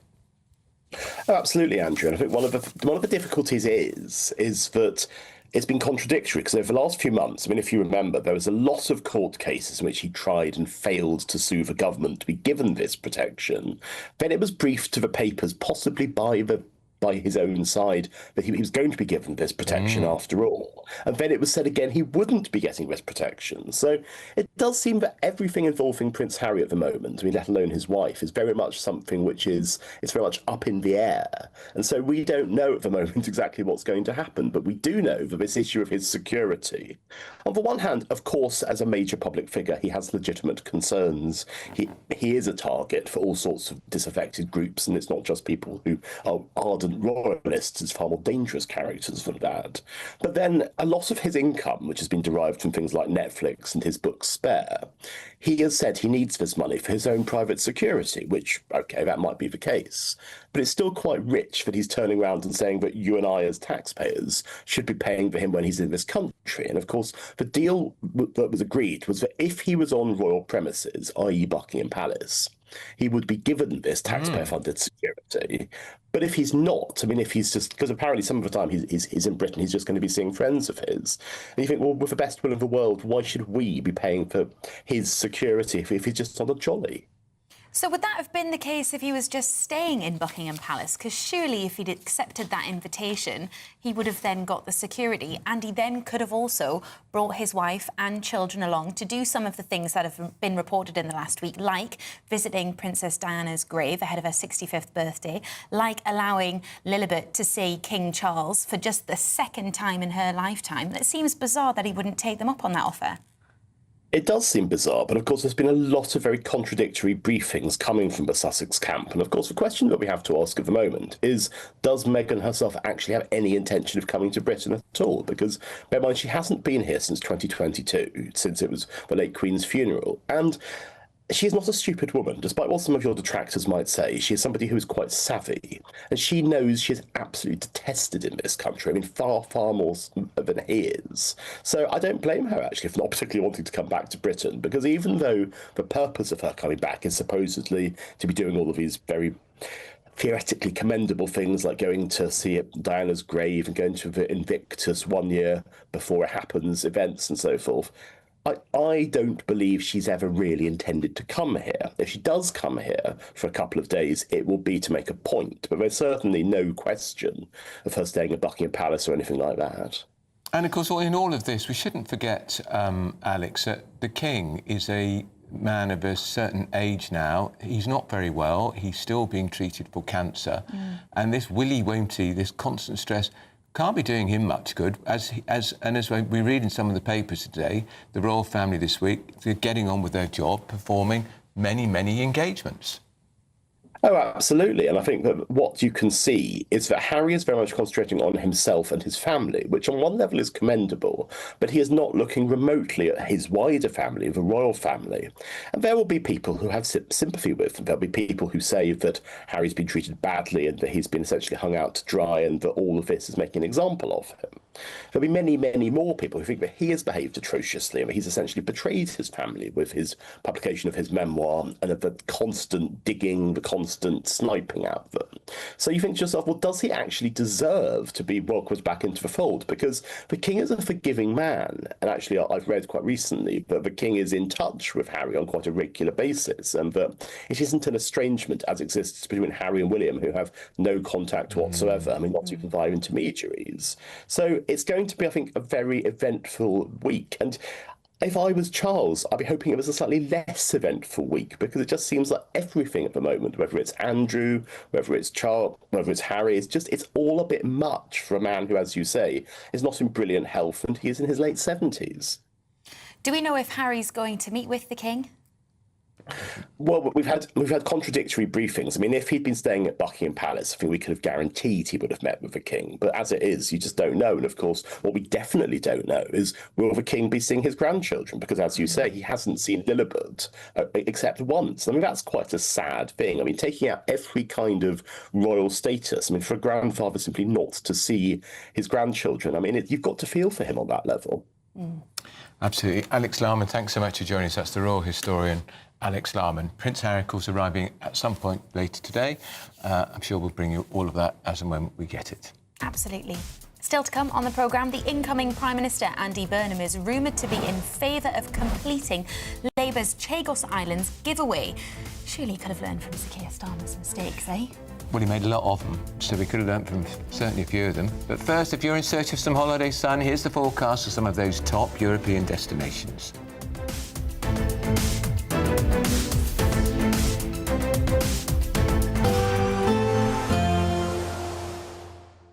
I forecast a perfect holiday in the sun. Weather looking good then? For sure, and no worries about our travel insurance. All Clear Travel Insurance sponsors GB News Travel Destinations Forecast. Hello. The heat will be building across Spain and Portugal. It won't be as widespread or as hot as what we previously had. Across Madeira and the Canaries, cloudy as we go through Tuesday, but across much of Portugal, into Spain, into France, a good deal of sunshine. Further towards the east, that's where we're going to see sunny spells and a few showers, but temperatures actually closer to the average for what we'd expect at this time of year. Otherwise, plenty of sunshine as we go through the week. Bye-bye. All Clear Travel Insurance sponsors GB News Travel Destinations Forecast.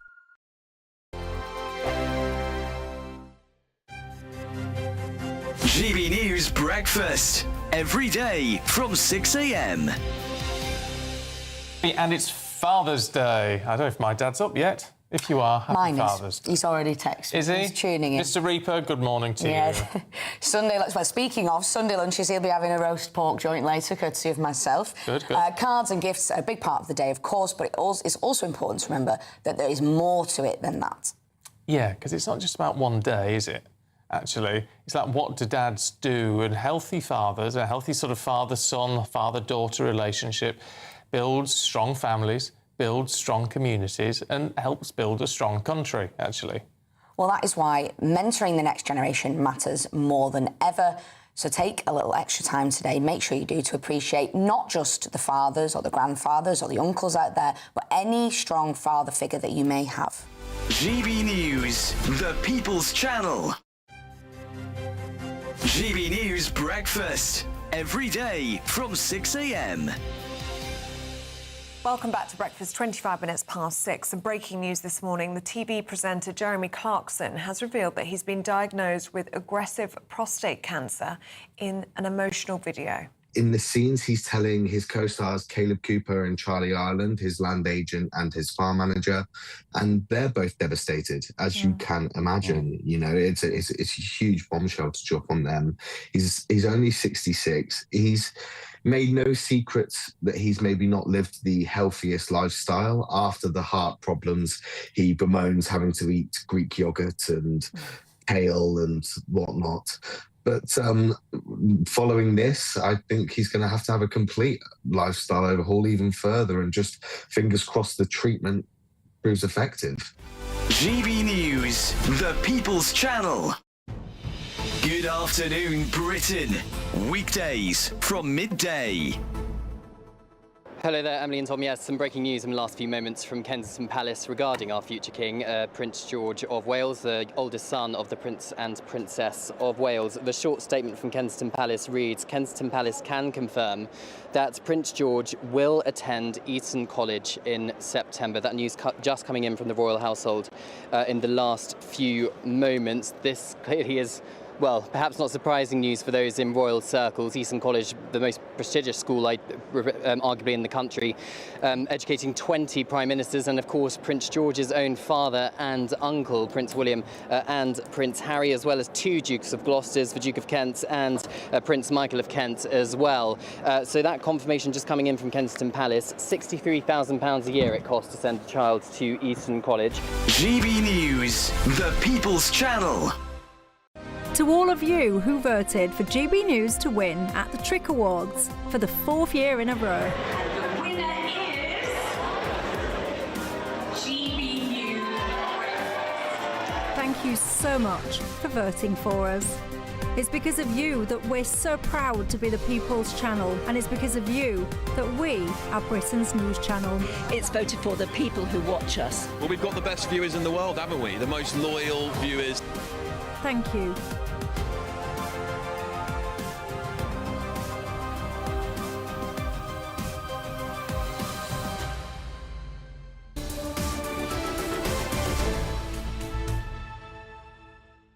Welcome back. It's 10 to 11. This is Britain's Newsroom on GB News. Well, we think Andy Burnham is going to push ahead after all with Sir Keir Starmer's what we hoped was doomed Chagos Island deals when he becomes Prime Minister 2 weeks today. Well, the move is expected to frustrate Donald Trump, who has opposed the UK's agreement to hand the territory over to Mauritius.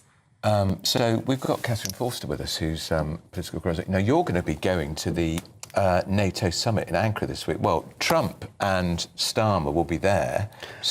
Whether he can be bothered to speak to Starmer, who will have 13 days, 12 days left in the job, But I thought this was dead and buried because Trump... Starmer always said if Trump doesn't want it, it's not happening. Trump doesn't want it now.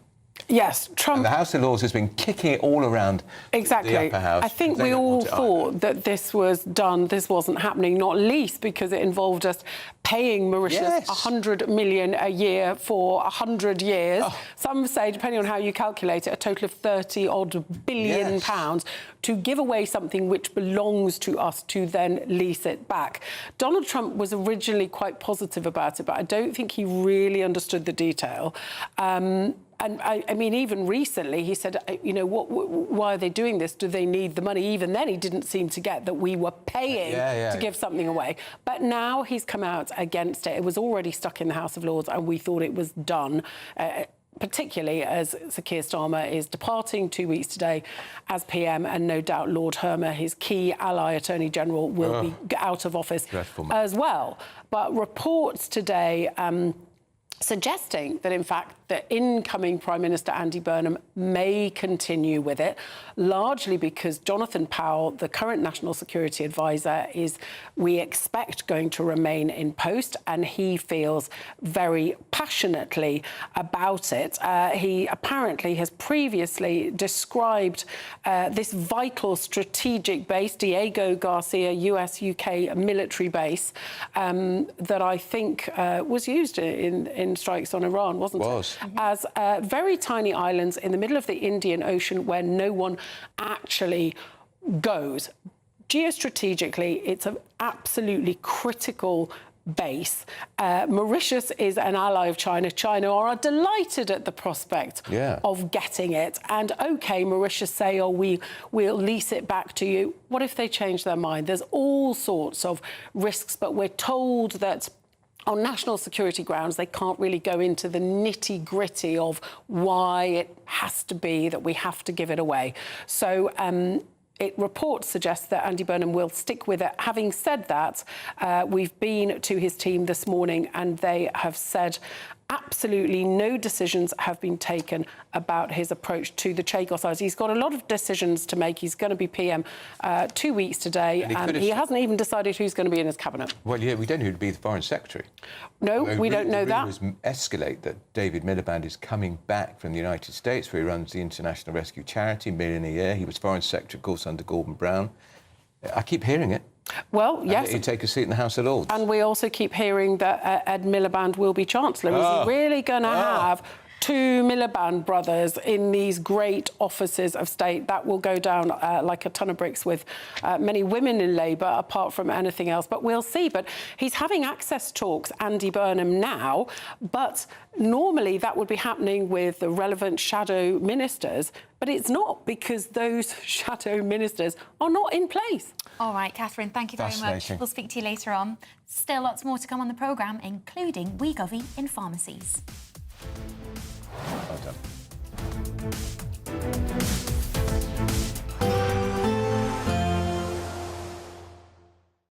Today, clouds overhead. Total zen within. Boxed Solar sponsors the weather on GB News.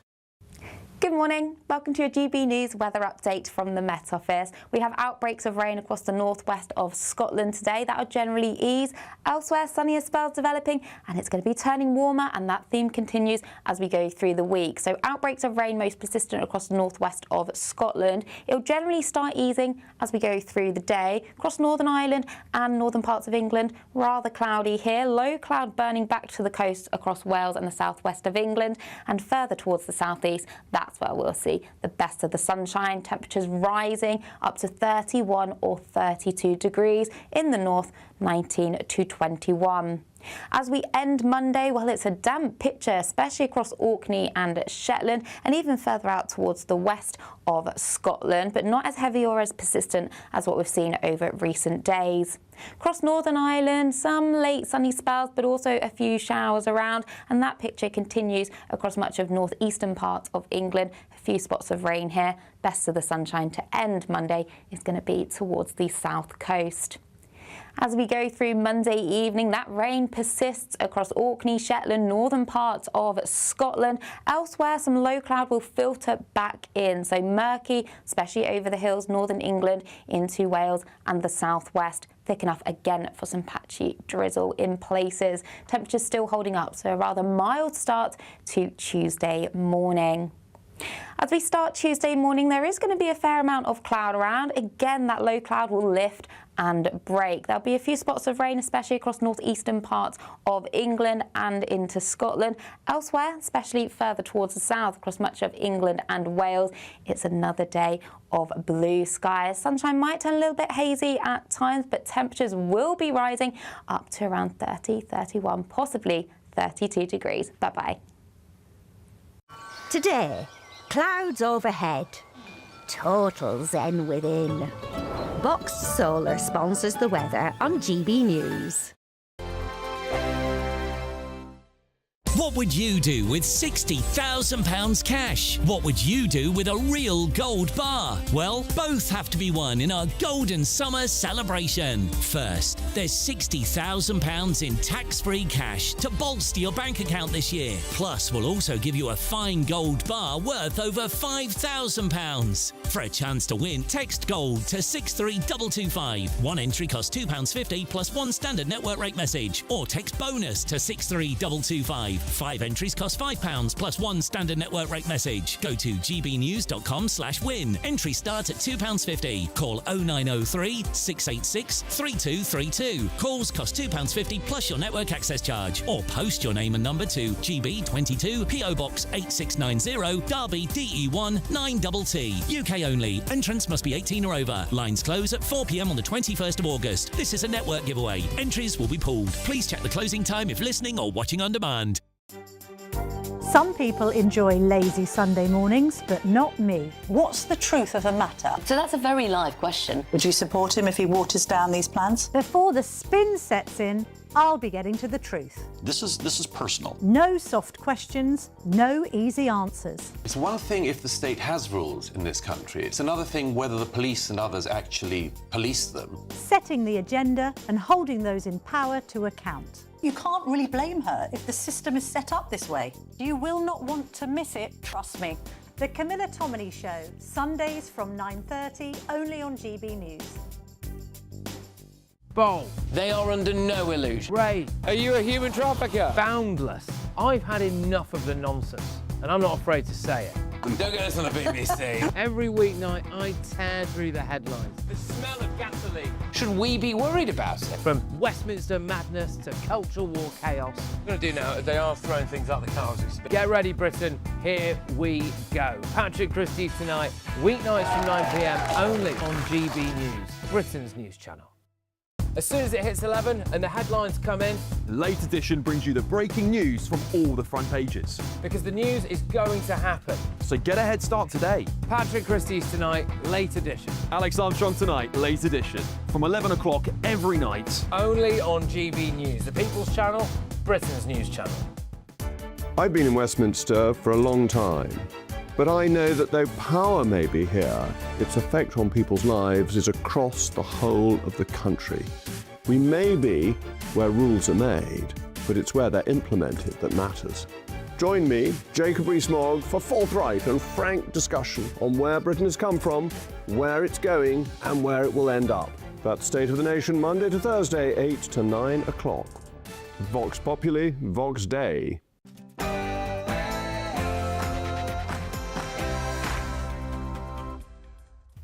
It is 11 o'clock on Monday, the 6th of July, live across the UK, Britain's Newsroom, with Andrew Pearce and Bethany Elsey. They've only gone and done it. England are through to the quarter-finals of the World Cup. I'm so proud of the mentality and the will of this team. 5 goals, 2 penalties, 1 red card and 11 minutes stoppage time. The Three Lions beat Mexico 3-2 in a thriller at the Azteca Stadium. And these fans absolutely loved it.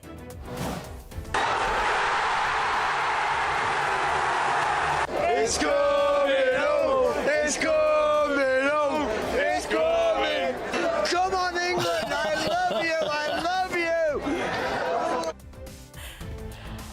Millions Millions of England fans pulled an all-nighter. Were you one of them, or did you decide to sleep in? I'm sure there might be a few sickies today, Andrew. Well, there were some sleepy heads, I think, as they headed into work this morning. Some looking a bit more worse for wear. We've been speaking to England fans after that ecstatic victory in Mexico City. Let's be honest, to score 7 goals for Norway in the World Cup is quite special. Well, England now take on Norway in the quarterfinals on Sunday, but can they stop that 6'5" Viking Erling Haaland? We think they can. Harry home alone. Prince Harry presses ahead with his UK trip while Meghan and the children stay in the US. Well, in what can only be described as a chaotic morning, Prince Harry not going to be staying at Buckingham Palace, as his spokesperson was insisting. Buckingham Palace saying it's way too late for him to stay there, yet he is on his way to London as we speak. More details shortly.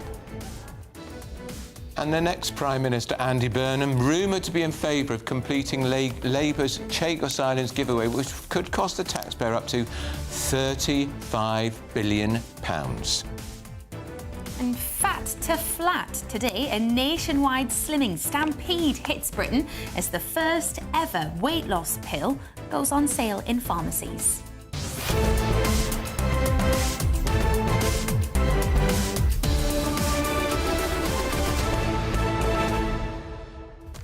We're going to be talking about those weight loss pills with one of our top pharmacists, because there's going to be a stampede to the door, isn't there? 60,000 people applied to get the drug. 10,000 of those have been approved. 10,000 people getting a drug. Amazing. Now we don't even know what the long-term effects are. And it's going to put the pharmacies under even more pressure on the NHS to release these drugs on the NHS, but of course they're hugely expensive. Are you on a weight loss? Are you on the weight loss jab? Would you try the pill? Let us know what you think. As ever, tell us what you think. Send your views, post your comments by visiting gbnews.com/your say. But first, here's the news with Sophia Wensler.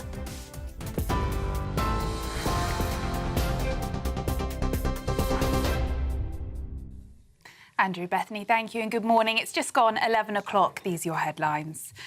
Palisades have denied that Prince Harry will be staying at Buckingham Palace during his visit to the UK. GB News exclusively revealed earlier today that the Duke of Sussex had accepted King Charles's offer to stay in the official residence, something Harry's office continues to stand by. However, Palisades have denied that the King's youngest son will be staying at Buckingham Palace. It is understood Harry had initially declined an offer to reside in the residence, but later changed his mind after the deadline had passed. England have reached the World Cup quarter-finals after a nail-biting 3-2 win over Mexico at the Azteca Stadium. The Three Lions shrugged off the pre-match chaos after it was delayed by an hour due to thunderstorms. Jude Bellingham scored one goal after another in the first half, which made it 2 goals in 98 seconds for England. And then in the second half, with pressure mounting, England's fortunes turned around once more, with Harry Kane scoring a penalty. England are now set to play Norway in the quarter-final on Saturday at 10 p.m. after they beat Brazil. 2 Russian planes dropped tracking devices near HMS Prince of Wales in the Arctic Circle, according to the Ministry of Defence. The Bear F plane dropped a series of buoys which can act as underwater microphones to find and track submarines near the aircraft carrier. The MOD revealed and it condemned the activity as unsafe and unprofessional. Andy Burnham is set to push ahead with Sir Keir Starmer's Chagos Islands deal if he becomes Prime Minister. According to Guido Fawkes, the handover of the British Indian Ocean Territory to Mauritius could add another £47 billion to his estimated balance sheet. According to multiple sources close to Burnham's thinking, he has been heavily influenced by Sir Keir's National Security Advisor, Jonathan Powell, whom he intends to keep in role if he comes to power. US President Donald Trump has threatened NATO on the eve of a key summit, saying allies must step up defence spending immediately or face consequences. The warning came as US officials said many allies were lagging behind their pledge to spend 5% of GDP on the military by 2035. Sir Keir Starmer announced a £15 billion uplift in defence spending this week, but that will only raise the UK figure to 2.7% of GDP by 2029. The NATO summit will mark Sakir's last opportunity to rebuild relations with the US president before he steps down. Meanwhile, at least 14 people have been killed and more than 46 injured in Russian strikes on Kyiv. The attack comes on the eve of the NATO summit in Turkey, where Ukrainian President Volodymyr Zelensky is expected to hold talks with President Trump. Hours before the latest strikes, Zelensky had warned that Moscow was preparing a second massive strike on Kyiv following its attack on Thursday, which killed 30 people. Police must stop engaging in woke culture wars and focus instead on catching criminals, according to a major review into failings in police leadership. The landmark report found police leaders are accused of preferencing certain groups and said bosses must be resolute in refusing to take sides. Lord Blunkett, the former Labour Home Secretary who co-chaired the report, said there was no room for culture wars or woke causes in policing. Britain is bracing for its third heatwave of this summer, with schools reportedly calling off their sports days in the case of extreme temperatures. A heatwave could be declared in parts of the southeast today, with temperatures predicted to hit 34 degrees by the end of the week. A week-long warning over high temperatures is in place for parts of the UK, as the soaring heat poses a greater risk to life for vulnerable people. In guidance issued on Friday, the Department for Education said schools could reschedule physical activity, including sports days in hot weather. Some have begun cancelling the sports events, which traditionally take place towards the end of the summer term. Pharmacies are bracing themselves for a surge in patients starting weight loss drugs as the Wegovy pill becomes available to buy privately today, but not on the NHS. Pharmacists are also warning the new drug could lead to a rise in fake or unlicensed weight loss pills being sold on the black market. Those are the headlines for now. Now it's time for the finance. Going through the ceiling, finding the floor. Stilts Home Lifts sponsors the GB News Finance Report. And here's a quick snapshot of today's markets. The pound will buy you $1.3336 and 1.1683 euros. The price of gold is £3,108 per ounce, and the FTSE 100's at 10,681 points. GB News Finance Report, brought to you by Stilts Home Lifts.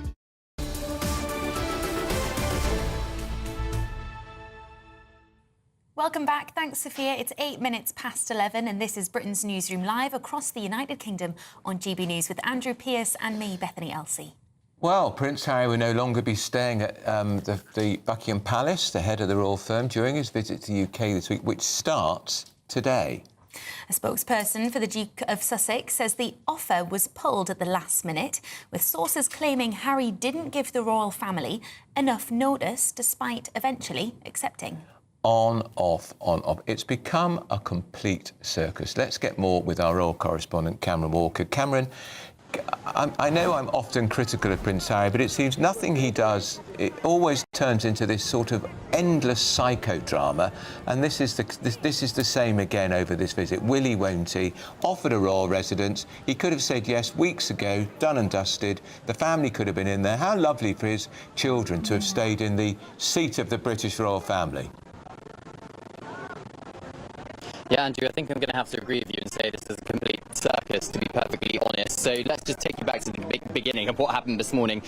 We were told by a source close to the Duke of Sussex, Prince Harry, exclusively at GB News, that he had accepted his offer to stay at Buckingham Palace throughout this week. He was due to arrive later on today. We checked, of course, with Buckingham Palace, as we always do, but the sourcing was good enough, really, to run with the story. So we did, and so did lots of other broadcasters and newspaper outlets here in the United Kingdom. Then Buckingham Palace comes back to us and says, well, actually, I'm sorry, but this is not the case. What happened was that Prince Harry formally declined, according to Buckingham Palace, the offer of accommodation on Saturday morning, but then subsequently changed his mind later on in the day. But by then, it was way too late, because, of course, there's a lot of logistics that needs to be organised as a member of the royal family is staying within Buckingham Palace. The right levels of staffing, for example, food, hospitality, and some other logistical challenges as well. It's all of that too late. tonight. The other issue that the palace points to is, of course, that tomorrow we are expecting the judgment in Harry's case against the Mail and the Mail on Sunday associated newspapers over alleged unlawful information gathering. They say that would put the king in an awkward constitutional position as a constitutional monarch if Harry was staying in the big house behind me here at Buckingham Palace. So now Harry's spokesperson has come back to us and say it's disappointing that what they describe as the palace withdrawing the offer at the last minute. I mean, reading between the lines, I don't think that is the case. I think it's probably pretty accurate that Harry declined the offer, but then subsequently accepted it at a later time. But of course now it's too late. So the question this morning, Andrew, is that, well, where on earth is he going to be staying if he turns up at Buckingham Palace and is turned away at the door? So I suspect his aides and his staff and himself are probably scrambling around trying to find alternative accommodation rather than Buckingham Palace. But it is a bit of a soap opera, and of course overshadowing again the entire point of him being here, which is the Invictus Games and championing veterans. And I mean, when he's been here before, Cameron, he stayed with friends, and we know he was going to stay with friends at some point during this trip. Maybe he just extends the stay. He made enough money from his selling that awful Kiss and Tell book Spare. He could probably afford a suite at the Ritz. Well, I think he is probably going to have to fork out for a hotel, Andrew. Of course, we knew that the original offer was for Meghan and the children to also stay in Buckingham Palace. Harry declined that offer, saying that it was unsafe, he says, to bring Meghan and the children to London because there wasn't going to be any taxpayer-funded security available for Harry. So Meghan and the children may well join him later on in the week when Harry's in Birmingham and elsewhere in the United Kingdom, but it is just going to be Harry for the first few days in London in the capitals. But as you say, and there are probably other options for him to stay privately. He was here in September, where I believe he stayed in a hotel while he was in the UK. So I suppose that offer is going to happen perhaps again. But of course, all of this is happening very last minute because he is due to arrive in London today. OK, Cameron, that's Cameron Walker, our royal correspondent. Don't you think it's a shame, personally, those kids could have stayed in Buckingham Palace? What a treat. Guided tour, this is where Grandma, this is the throne, this is where Grandma this and great-grandma, as it would have been in the Queen's case. I do wonder. Beautiful gardens. Well, yeah. What a treat. I do wonder if Meghan had a part to play in the reason or in the decision of turning it down, and then when it transpired that she and the kids weren't going to come, maybe he tried to accept, but it was too late, perhaps. Well, I think it's really, really sad. Now, Reform UK has defended Nigel Farage after a spate of accusations claiming he failed to declare benefits from an ally who has a US fraud conviction. Well, the Sunday Times alleged George Cottrell provided election help, security and housing to Nigel Farage throughout his election campaign.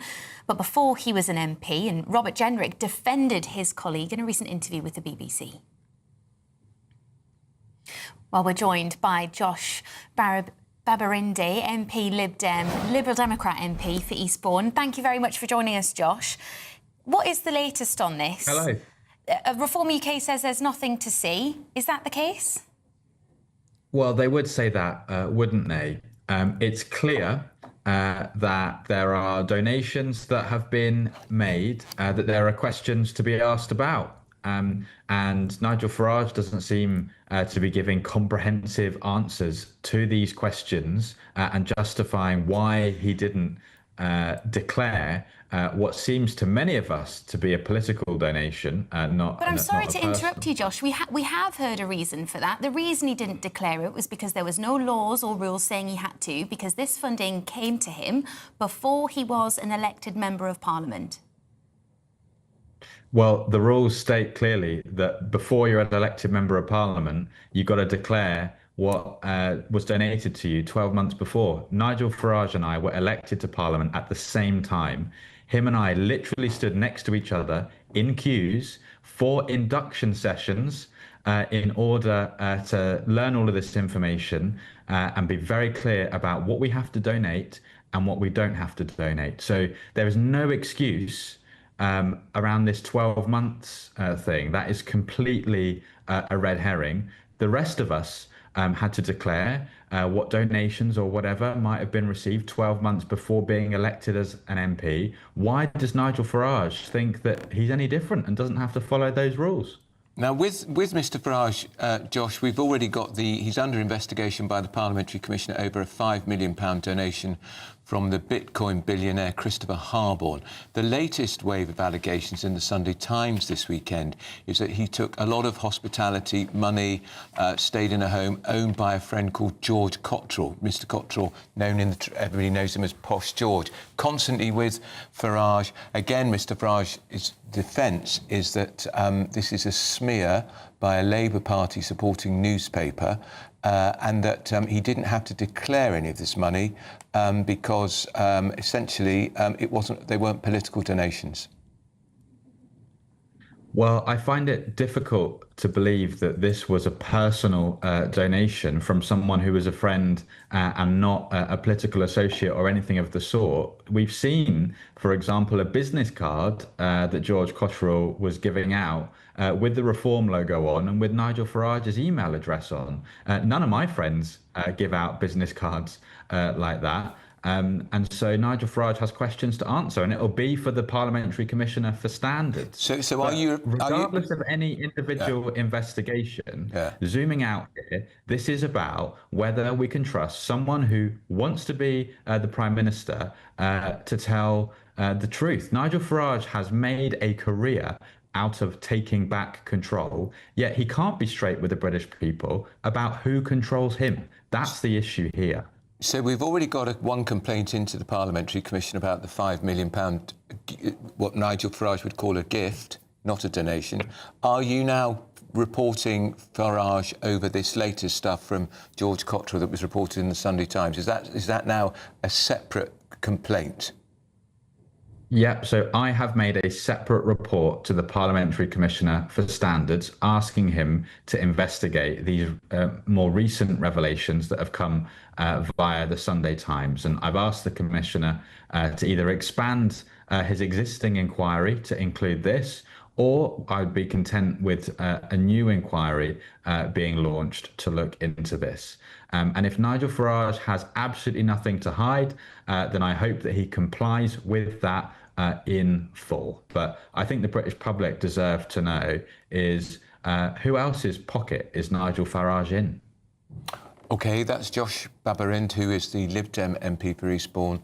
A Reform UK spokesman said... It comes as no surprise that the Sunday Times has chosen to publish this baseless and contrived story covering a period of time when Nigel Farage was not even an active politician, let alone an elected one, given that the newspaper backed the Labour Party at the last general election. Also, contrary to the story's tone, no parliamentary rules have been broken.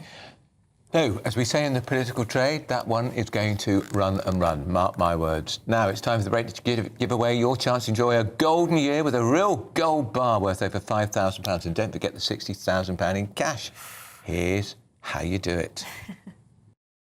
What would you do with £60,000 cash? What would you do with a real gold bar? Well, both have to be won in our Golden Summer celebration. First, there's £60,000 in tax-free cash to bolster your bank account this year. You could spend it on treats, splash out on the family, or just save it for a rainy day. It's entirely up to you. Plus, we'll also give you a fine gold bar worth over £5,000. That's genuine gold that you could gift to a loved one or just lock up in your own personal vault. The gold and the cash really could be yours. For a chance to win £60,000 in tax-free cash and a real gold bar, text GOLD to 63225. One entry costs £2.50 plus one standard network rate message, or text BONUS to 63225. 5 entries cost £5 plus one standard network rate message. Go to gbnews.com/win. Entries start at £2.50. Call 0903 686 3232. Calls cost £2.50 plus your network access charge, or post your name and number to GB22 PO Box 8690 Derby DE1 9TT. UK only. Entrance must be 18 or over. Lines close at 4 p.m. on the 21st of August. This is a network giveaway. Entries will be pooled. Please check the closing time if listening or watching on demand. Good luck.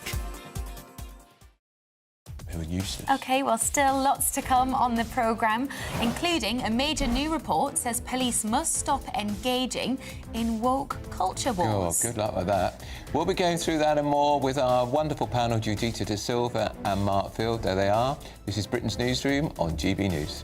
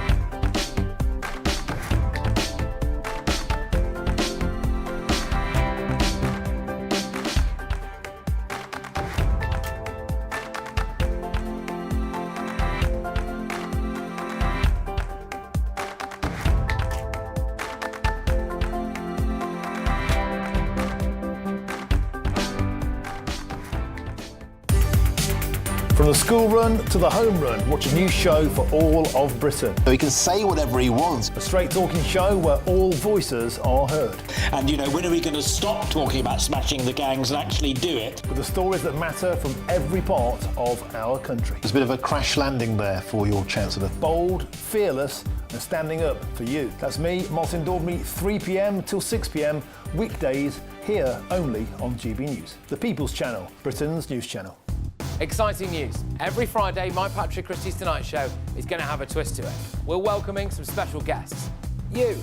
That's right, on Fridays I'm going to be doing my show in front of a live studio audience because this show is about you and what you have to say. It's going to be the same big debates, same big topics, same big opinions, but every Friday night at 9 p.m. you are invited to come on down to Patrick Christie's Tonight to be a part of the action.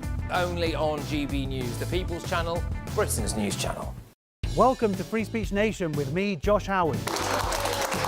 This is the show where each week we see what's happening in the world of culture, current affairs and politics. First we'll say, welcome to the UK. Oh, thank you. And we're not afraid to use our free speech so that you can use yours. It's not controversial in the slightest to anyone who hasn't lost their mind. Free Speech Nation, Sunday nights at 7 p.m. Only on GB News, the People's Channel, Britain's news channel.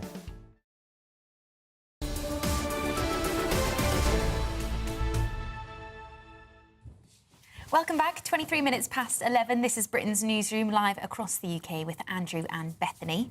And we're joined by former Foreign Office Minister Mark Field and royal commentator Judith De Silva in the studio to go through today's top stories in the papers. Mark, what would you like to start with? Well, there's a lot of stuff on at the moment, actually. There's the one or two things in the security space, and there's been accusations that Russians have been tapping phones of a lot of senior Foreign Office officials. Nothing new there.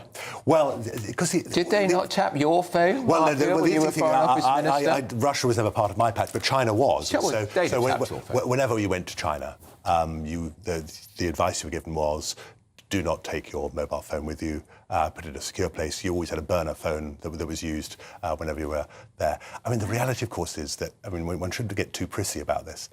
Our security services do exactly the same. And if they're not, we know about the methodologies, and one of the reasons, you know, it's a bit of a tit for tat that goes on. But there does seem, I think it's done on a more industrial scale and often done by, you know, not necessarily by spies, official spies for the Russian or Chinese state, but often by a whole range of other actors who are doing all of this. But the reality is that whenever you see these stories, and it was a quite prominent story, I think, in the Times and the Telegraph today, what it also reflects is that the work those journalists, I think, do with MI5, MI6, and particularly GCHQ, which you know, we have some pretty strong methodologies, and indeed there are a range of countries, you know, that we have very strong links into to make sure that, you know, for good security and intelligence purposes. If people aren't aware at home, this story is that Russian hackers infiltrated the email accounts of UK government officials, Foreign Office staff and local government councillors, and selling those email logins and other credentials on the dark web for up to £44,000. Judith, this seems like a major breach of security.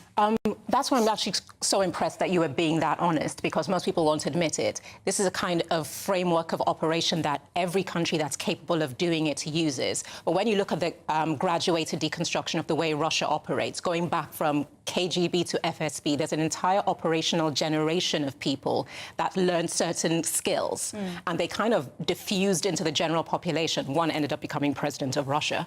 But then you've got a situation now where you've got an internet-savvy generation with old-school protocols available, with the motivation to kind of infiltrate a Europe that's beginning to fall apart and become more right-leaning. When you think of the race riots in 2024, when you think of the firebombing of Keir Starmer's house and car, it all had Russian fingerprints all over it. But they've said that this actual thing you've spoken about, it's not state-backed. Okay. It's individuals with capacity who are testing the framework to see how well they can do and profiteering on the dark web. America does it on a large scale when you go on the dark web, and Europe does it as well. But Russia is so, like you said, industrial in scale because they have a history of doing this so well. Okay. And it's now in the hands of a generation that has independent capacity and autonomy to do so.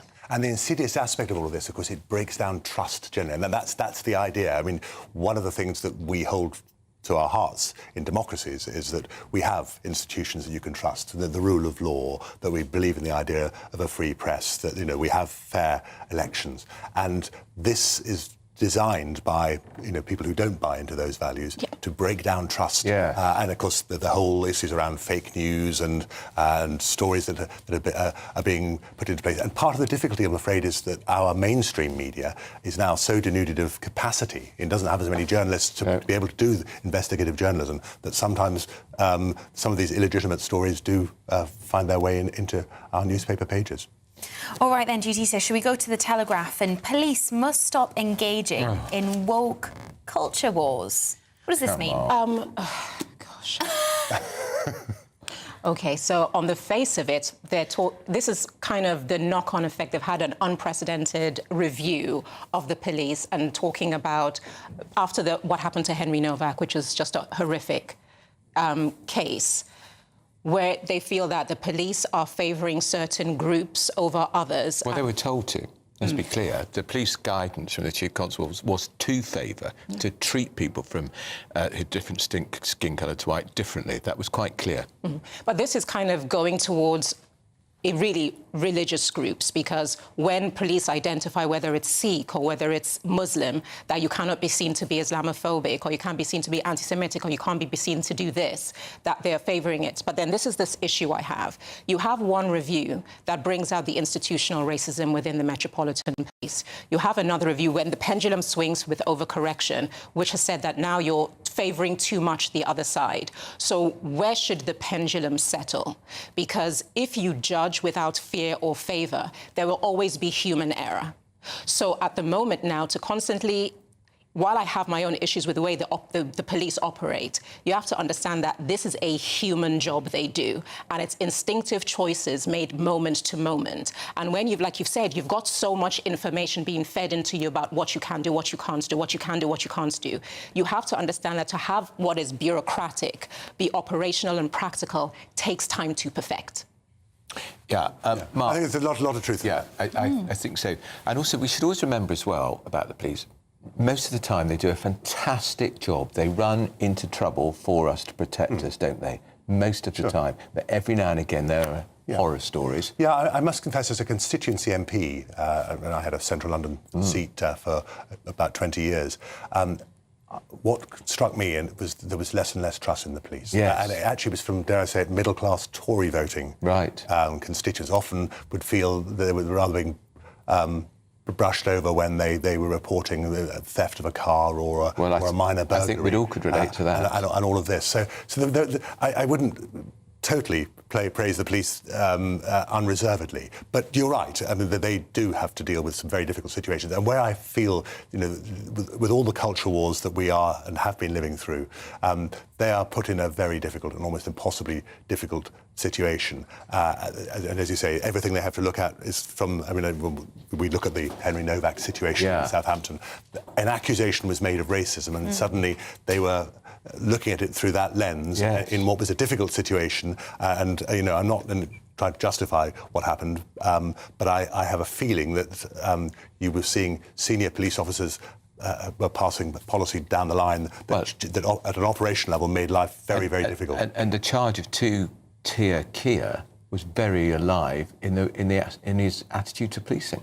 Yeah, I mean, it was. And again, as I say, there are the day-to-day cultural difficulties that one has to deal with. And the police, and particularly the Metropolitan Police, so here in London, have, over the past 30 years, round their neck has been this idea that they are institutionally racist. I don't think that was a terribly helpful phrase, because actually... But it had to be addressed, though. It had to be addressed, because that's what I'm saying. When you deal with the people on the receiving end, the negative receiving end of the way an institution operates, if you don't address it, you're essentially saying that their victimhood is irrelevant. But what I do think is the same thing I think about politics, and even this discussion on devolution.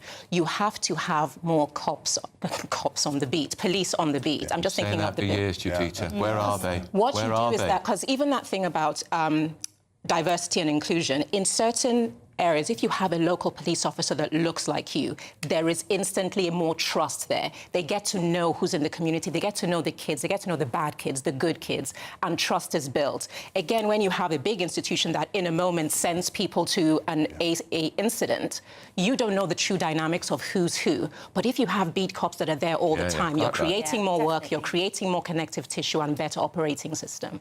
I agree with you on that one, definitely. Judita De Silva, Mark Field, thank you both very much for joining us. Let's get your 60-second news update with Sophia Wensler.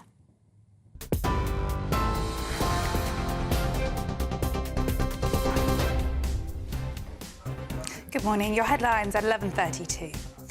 Palisades have denied that Prince Harry will be staying at Buckingham Palace during his visit to the UK. Royal sources say the Duke had not formally responded to the offer of accommodation at the royal residence by the deadline and was told over the weekend that he could no longer stay. England have reached the World Cup quarter-finals after a nail-biting 3-2 win over Mexico at the Azteca Stadium. England will now play Norway in the quarter-final on Saturday at 10 p.m. after they beat Brazil. Andy Burnham is set to push ahead with Sir Keir Starmer's Chagos Islands deal if he becomes Prime Minister. According to Guido Fawkes, the handover of the British Indian Ocean Territory to Mauritius could add another £47 billion to his estimated balance sheet. Police must stop engaging in woke culture wars and focus instead on catching criminals, according to a major review into failings in police leadership. The landmark report comes amid accusations of two-tier policing and found police leaders are accused of preferencing certain groups. Those are the headlines for now. More news at the top of the hour. Tune in to GB News Radio wherever you are. Online, on DAB digital radio, on TuneIn, on Radio Player, on Nation Player and on your smart speaker. Just say, play GB News.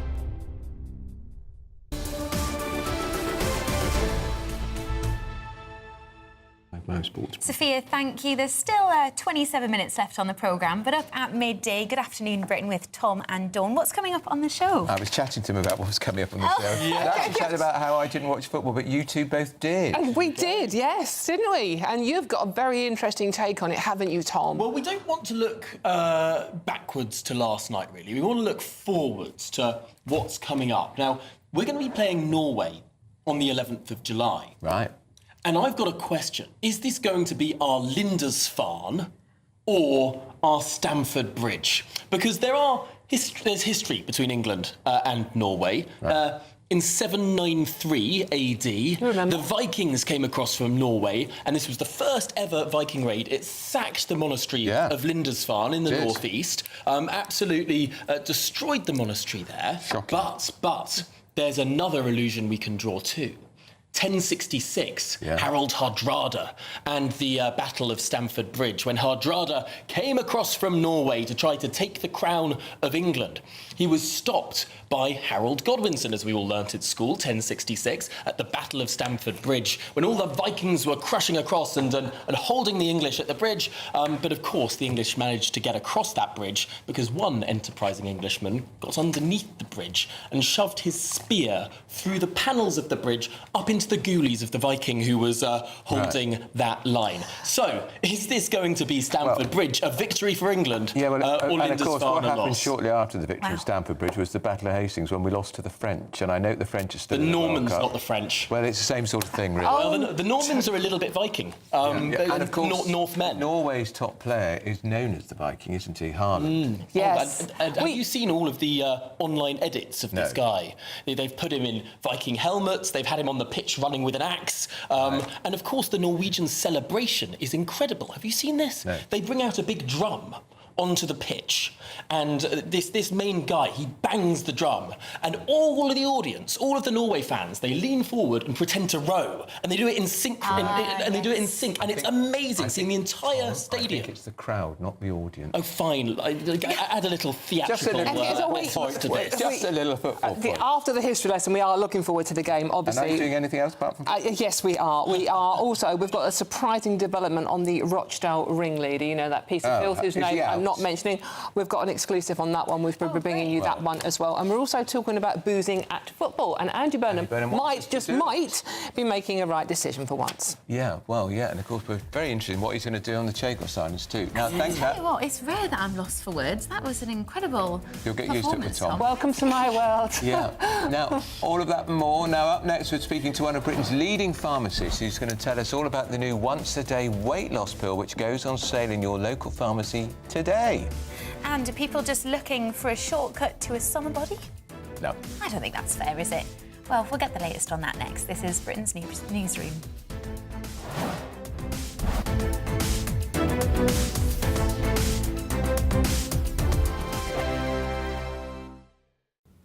Hi there and welcome to the latest update from the Met Office for GB News. The north-south contrast in the weather across the UK continues as we start the week. Cloudy in the north, rain for some, hot and sunny in the south. And it's going to be hot and sunny all week across the south. But the fine weather will gradually migrate further north with time. For the time being, though, westerly breezes and a lot of cloud will affect Scotland, Northern Ireland, Northern England, with the most persistent rain continuing for the north and northwest of Scotland, although not quite as heavy as through the morning. Further south, plenty of sunshine for much of the Midlands, East Anglia, the south of England, Wales. Temperatures widely into the mid to high 20s, low 30s in the hotter spots across central and southeastern England. Now, through the nights, we'll see more of the same. More rain to come for Orkney, for the northwest of the mainland of Scotland, so for Caithness, Sutherland. Lewis and Harris seeing some wet weather, the west coast staying damp. Further east into the south of Scotland, drier, some clear spells into the evening. Northern Ireland, plenty of clear spells. And further south, once again, yes, some patchy cloud for many parts of England and Wales, but actually a lot of dry weather. And we will see an increase in the cloud from the west overnight, even for southern parts of the UK, especially over Western Hills, where the cloud will touch the hills and we'll see some mist in places. But we'll keep clear spells for East Anglia, the southeast parts of the Midlands, and a warm night to come, 17 Celsius in places. Not as warm, of course, as we saw through the night time at the end of June, but uncomfortable, I think, for sleeping for many places. Any early cloud across the southern half of the UK burns back to the coast through the morning tomorrow. Plenty of sunshine then, and another very warm, if not hot, day expected further north. Northern Ireland, Northern England and Scotland, a lot more cloud once again. Any rain confined to the far north of Scotland. 5 hosts, 5 opinions, 5 fearless debates, 5 unfiltered takes on the day's news. 5 reasons not to be anywhere else on Saturday night. This is the Saturday 5. You got me. You got me good there. Britain's biggest Saturday night TV show. It's not a bad brand. Yeah. Uncensored. Very, very racy tonight. On the unpredictable. What does she say? Can you translate it for us? And always entertaining. And how can a country go from being led by William Wallace to Saturday nights from 6 p.m. only on GB News, the People's Channel. Britain's news channel. You're going to want to stay tuned, trust me. As soon as it hits 11 and the headlines come in, The Late Edition brings you the breaking news from all the front pages. because the news is going to happen. So get a head start today. Patrick Christie's tonight, late edition. Alex Armstrong tonight, Late Edition. From 11 o'clock every night. Only on GB News, the People's Channel, Britain's news channel.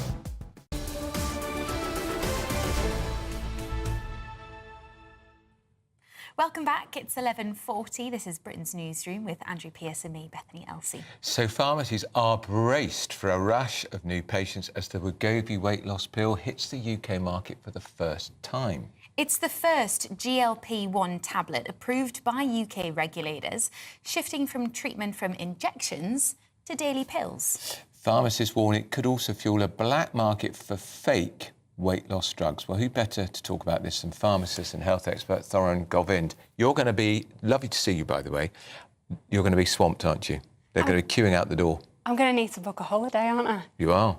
Well, we know that there's been obviously been much talked about when it comes to these weight loss medications, but they are not a magic pill. It's absolutely something that should only be prescribed by a healthcare professional. And I am concerned that, again, this is going to support criminals who are going to be trying to fake these medications because there's so much out there about them. What can be done to stop that? So we need everyone to be vigilant. That means that healthcare professionals like myself need to be really checking packaging, and also we are also really careful with how we access medications. For patients, what I want you to do is only get these from a regulated prescriber and only from a regulated pharmacy. And don't be afraid of asking questions. It should feel like you can ask questions. Don't be pushed into buying anything, and make sure that you have a look at some of the regulatory bodies. So you can look at things like the CQC, the Care Quality Commission, the GMC, the General Medical Council, and the General Pharmaceutical Council websites, and you can find who is involved in prescribing and providing that medication. So I think I'm right in saying that 60,000 people have already applied for prescriptions for this pill. Only 10,000 of those have been approved so far. I say only. That's a huge number of people who'll be going to pharmacies today. So this medication is only available privately at the moment because this was approved actually on the 11th of June by the Medicines Health and Regulatory Agency, and they check a baseline safety and effectiveness of medications that are allowed in this country effectively. But now NICE, and they are the body who check things for the NHS, and they'll be checking cost effectiveness. But it could take a few years before they get into gear and this is available on the NHS. So how much will it cost someone? So at the moment, the pricing is around £100 for the baseline first, the starter pill, I would say. How many pills do you get for £100? Around a month's worth, again. It's quite expensive, isn't it? Yeah, and the pricing is similar to the price of the injections, actually. Yes. We expected there might be a bit of a price difference, but I think the demand for this has really impacted it. And when this came out in the US, the price was comparable, about £110 in the US when this came out. And is the worry that some people also, Thorin, will use it as a cosmetic? Oh, I'm a bit fat. I'll go and buy some. I think I'm really concerned about this. This should only be used by those people who've seen a healthcare professional and been prescribed it. It's for BMIs of 30 and over or 27 and over with a condition which is related to obesity, so like diabetes. And then the big thing with this is you've got to increase your exercise and you've got to lower your calories, because it's got to be a holistic approach. It's not magic. Well, this is the thing. If it costs £100 a month, you can get a gym membership for half the price of that. I think some people, and I do recognise this, it can be hard when you've got all that food noise. So it does have a place, but it's a medication. It's not something that you just go and pick up at the supermarket. Yeah. And is it as effective? We know the Wegovy jab has been remarkable. People in my own family have lost a lot of weight on it. Is the tablet, for some reason, isn't as effective? Why so? The tablet and the injection are about comparable. Are they? But if you just think about how a tablet is in how we get it into our body, our stomach impacts that. So it's actually a higher dose on the tablet than is comparable on the injection. So we have to think about the body physiology as well. And injections, now, you know, we've had these fridges, pharmacy fridges have been working overtime in this heat. So imagine dealing with an injection is actually harder than pills. So have you got advice to people who are thinking about it? My best advice would be make a diary of what you're eating on a day-to-day basis when it comes to food. Make a diary of how much exercise you're getting as well. Think about the foods that you're eating as well, because there's different nutritional values to the foods that we can eat, and it can be very easy to reach for a croissant rather than some protein. And have a discussion with a healthcare professional who's there, and you can have a conversation with them. Don't be texting someone or messaging someone online who you don't know who they are, because they don't care about your health. Very good advice. Thank you very much for joining us. Are you having to take on extra staff? We're going to be very busy. I thought you might be. That's Thorin Govind. She's wonderful, isn't she? Now up next. Still to come on the show, millions of England fans pulled an all-nighter to watch the Three Lions beat Mexico 3-2. Get it, lads? Exactly. We're going to hear from some of those fans shortly. They might be a bit worse for the wear. But first, here's a European forecast.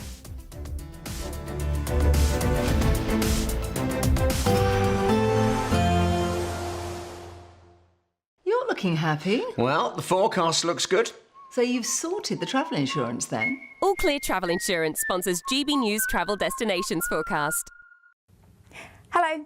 The heat will be building across Spain and Portugal. It won't be as widespread or as hot as what we previously had. Across Madeira and the Canaries, cloudy as we go through Tuesday, but across much of Portugal, into Spain, into France, a good deal of sunshine. Further towards the east, that's where we're going to see sunny spells and a few showers, but temperatures actually closer to the average for what we'd expect at this time of year. Otherwise, plenty of sunshine as we go through the week. Bye-bye.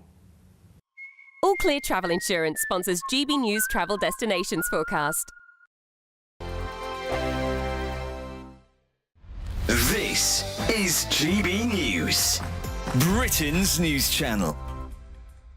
But what message would you just like to say? Because this one's voted for by the public. Yes. And it's all down to the viewers. What message have you got for those guys? Well, we've got the best viewers in the world, haven't we? The most loyal viewers, the best viewers. And, of course, they've supported Breakfast for so many years with Ellie and all the other members of Breakfast. And, you know, we can't do it without them. Yeah, I think we are unique, GB News, in the way that our viewers are really central to everything that we do. So, you know, with our GB Views at gbnews.com, we're always reading off the comments. We have viewers on all the time to talk to us about our stories. I think we are the only place that actually has our viewers front and centre. So it's so nice to have something back in a Trick Award when they recognise, you know, the hard work that we try and do every single year. So please God, 4 years on the trot would be great, wouldn't it? GB News, the People's Channel.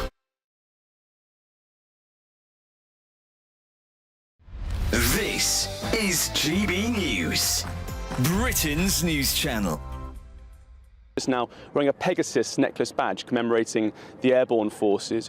This week, 76 years ago, started the Korean War, often known as the Forgotten War. This is an opportunity for remembrance as well, isn't it? That's right. In remembering with all of the conflicts, you know, it's affected every single person here who is in uniform. But it doesn't just stop there.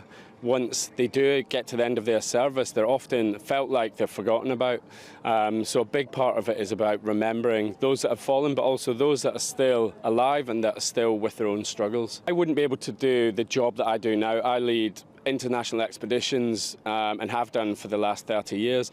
And the majority of those skills and that skill set and why I get asked back come directly from my time in the service, my time in the Royal Marines. GB News, the People's Channel.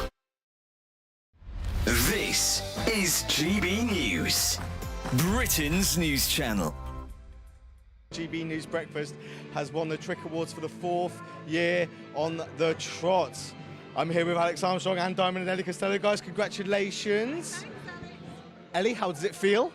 Just incredible. I was really hoping we could do it 4 years on the bounce, but you can't take these things for granted, can you? And I did think maybe they'll want to give it to someone else this year, and I really wanted us to win. Anne is here from her cruise. Brilliant, yeah. And Anne, your acceptance speech was amazing. You reflected on your years in the industry. How much does this mean? I was able to hold one of these was 40 years ago, 1986, for the same sort of breakfast television programme that they said would never catch on. There you go. Full circle moment.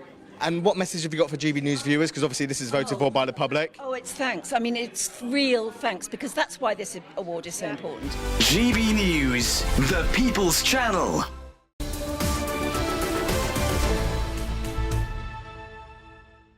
Welcome back. This is Britain's Newsroom. It's 10 to 12.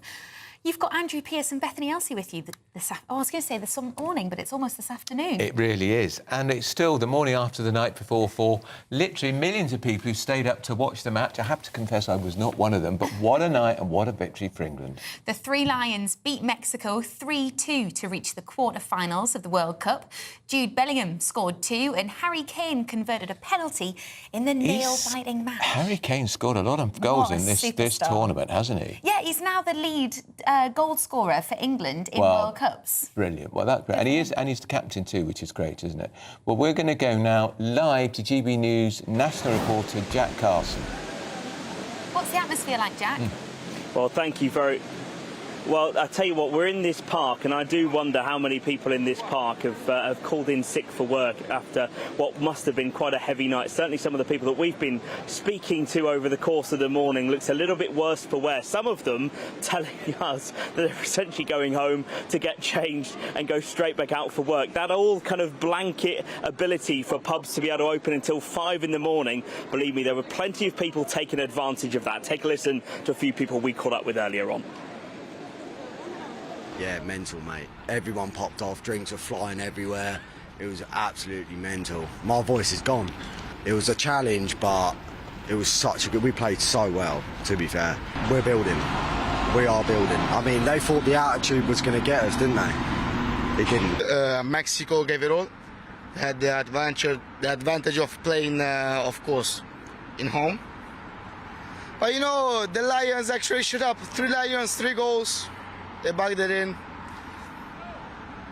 Can't complain, you know, we had a really good night. It was good. It was a good game. I think it was the best game we've ever played. I think so far. Yeah. And I believe it's coming home now. I was like in tears. I was like, oh my God.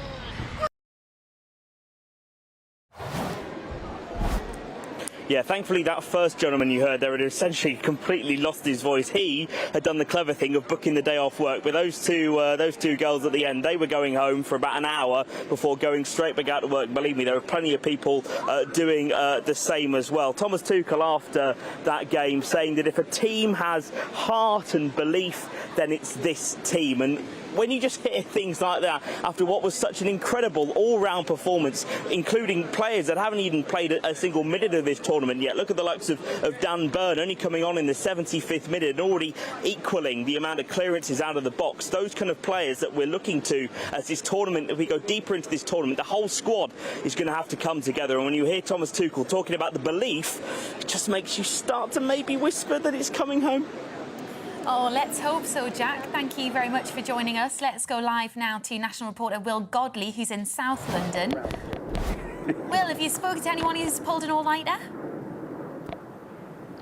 Well, quite a few people here have, actually, and I feel like I've got to whisper because people here in the estate really are still kind of asleep after this game. Very quickly, Peter, you join me now. What do you make of it?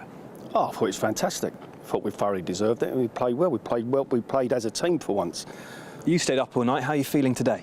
No, I'm still on a high. I'm enjoying it, yeah. Do you think we have what it takes to go all the way? Yeah, of course, absolutely. Always think England are going to win a tournament. Anyway, every tournament we go into, I think England can win it. And the amazing flags around here, what do you make of it? Oh, it's incredible. This is the first time I've actually been here to see it as it goes, and seeing it live is fantastic, yeah. It's incredible. Well, Peter, thanks for joining us on GB News from somewhere in London. Well, they are really excited. England through to the quarterfinals. Thanks, Tom. Well, that's it from Britain's Newsroom. Up next, Good Afternoon Britain with Tom and Dawn. I think they'll be football crazy too. We'll see you tomorrow. That's Andrew and Bethany. See you tomorrow.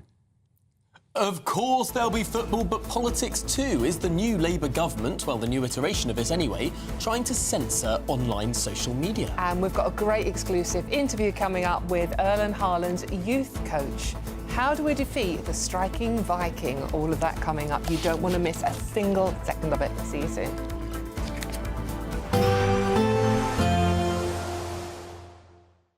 Expect warm spells with the odd rude interruption. Boxed Boilers sponsors the weather on GB News. Good morning. Welcome to your GB News weather update from the Met Office. We have outbreaks of rain across the northwest of Scotland today. That will generally ease. Elsewhere, sunnier spells developing, and it's going to be turning warmer, and that theme continues as we go through the week. So outbreaks of rain most persistent across the northwest of Scotland. It'll generally start easing as we go through the day. Across Northern Ireland and northern parts of England, rather cloudy here. Low cloud burning back to the coast across Wales and the southwest of England, and further towards the southeast, that's where we'll see the best of the sunshine. Temperatures rising up to 31 or 32 degrees. In the north, 19 to 21. As we end Monday, well, it's a damp picture, especially across Orkney and Shetland, and even further out towards the west of Scotland, but not as heavy or as persistent as what we've seen over recent days. Across Northern Ireland, some late sunny spells, but also a few showers around, and that picture continues across much of northeastern parts of England. A few spots of rain here. Best of the sunshine to end Monday is going to be towards the south coast. As we go through Monday evening, that rain persists across Orkney, Shetland, northern parts of Scotland. Elsewhere, some low cloud will filter back in, so murky, especially over the hills, northern England into Wales and the southwest. Thick enough again for some patchy drizzle in places. Temperatures still holding up, so a rather mild start to Tuesday morning. As we start Tuesday morning, there is going to be a fair amount of cloud around. Again, that low cloud will lift and break. There'll be a few spots of rain, especially across northeastern parts of England and into Scotland. Elsewhere, especially further towards the south, across much of England and Wales, it's another day of blue skies. Sunshine might turn a little bit hazy at times, but temperatures will be rising up to around 30, 31, possibly 32 degrees. Bye-bye. Expect warm spells with the odd rude interruption. Boxed Boilers sponsors the weather on GB News. We're celebrating a golden summer with your chance to win a real gold bar. That's right, a fine gold bullion bar worth over £5,000 could be yours. We're also going to make sure your finances are fabulous with £60,000 in tax-free cash. For a chance to win, text GOLD to 63225. One entry costs £2.50 plus one standard network rate message. Or text BONUS to 63225. 5 entries cost £5 plus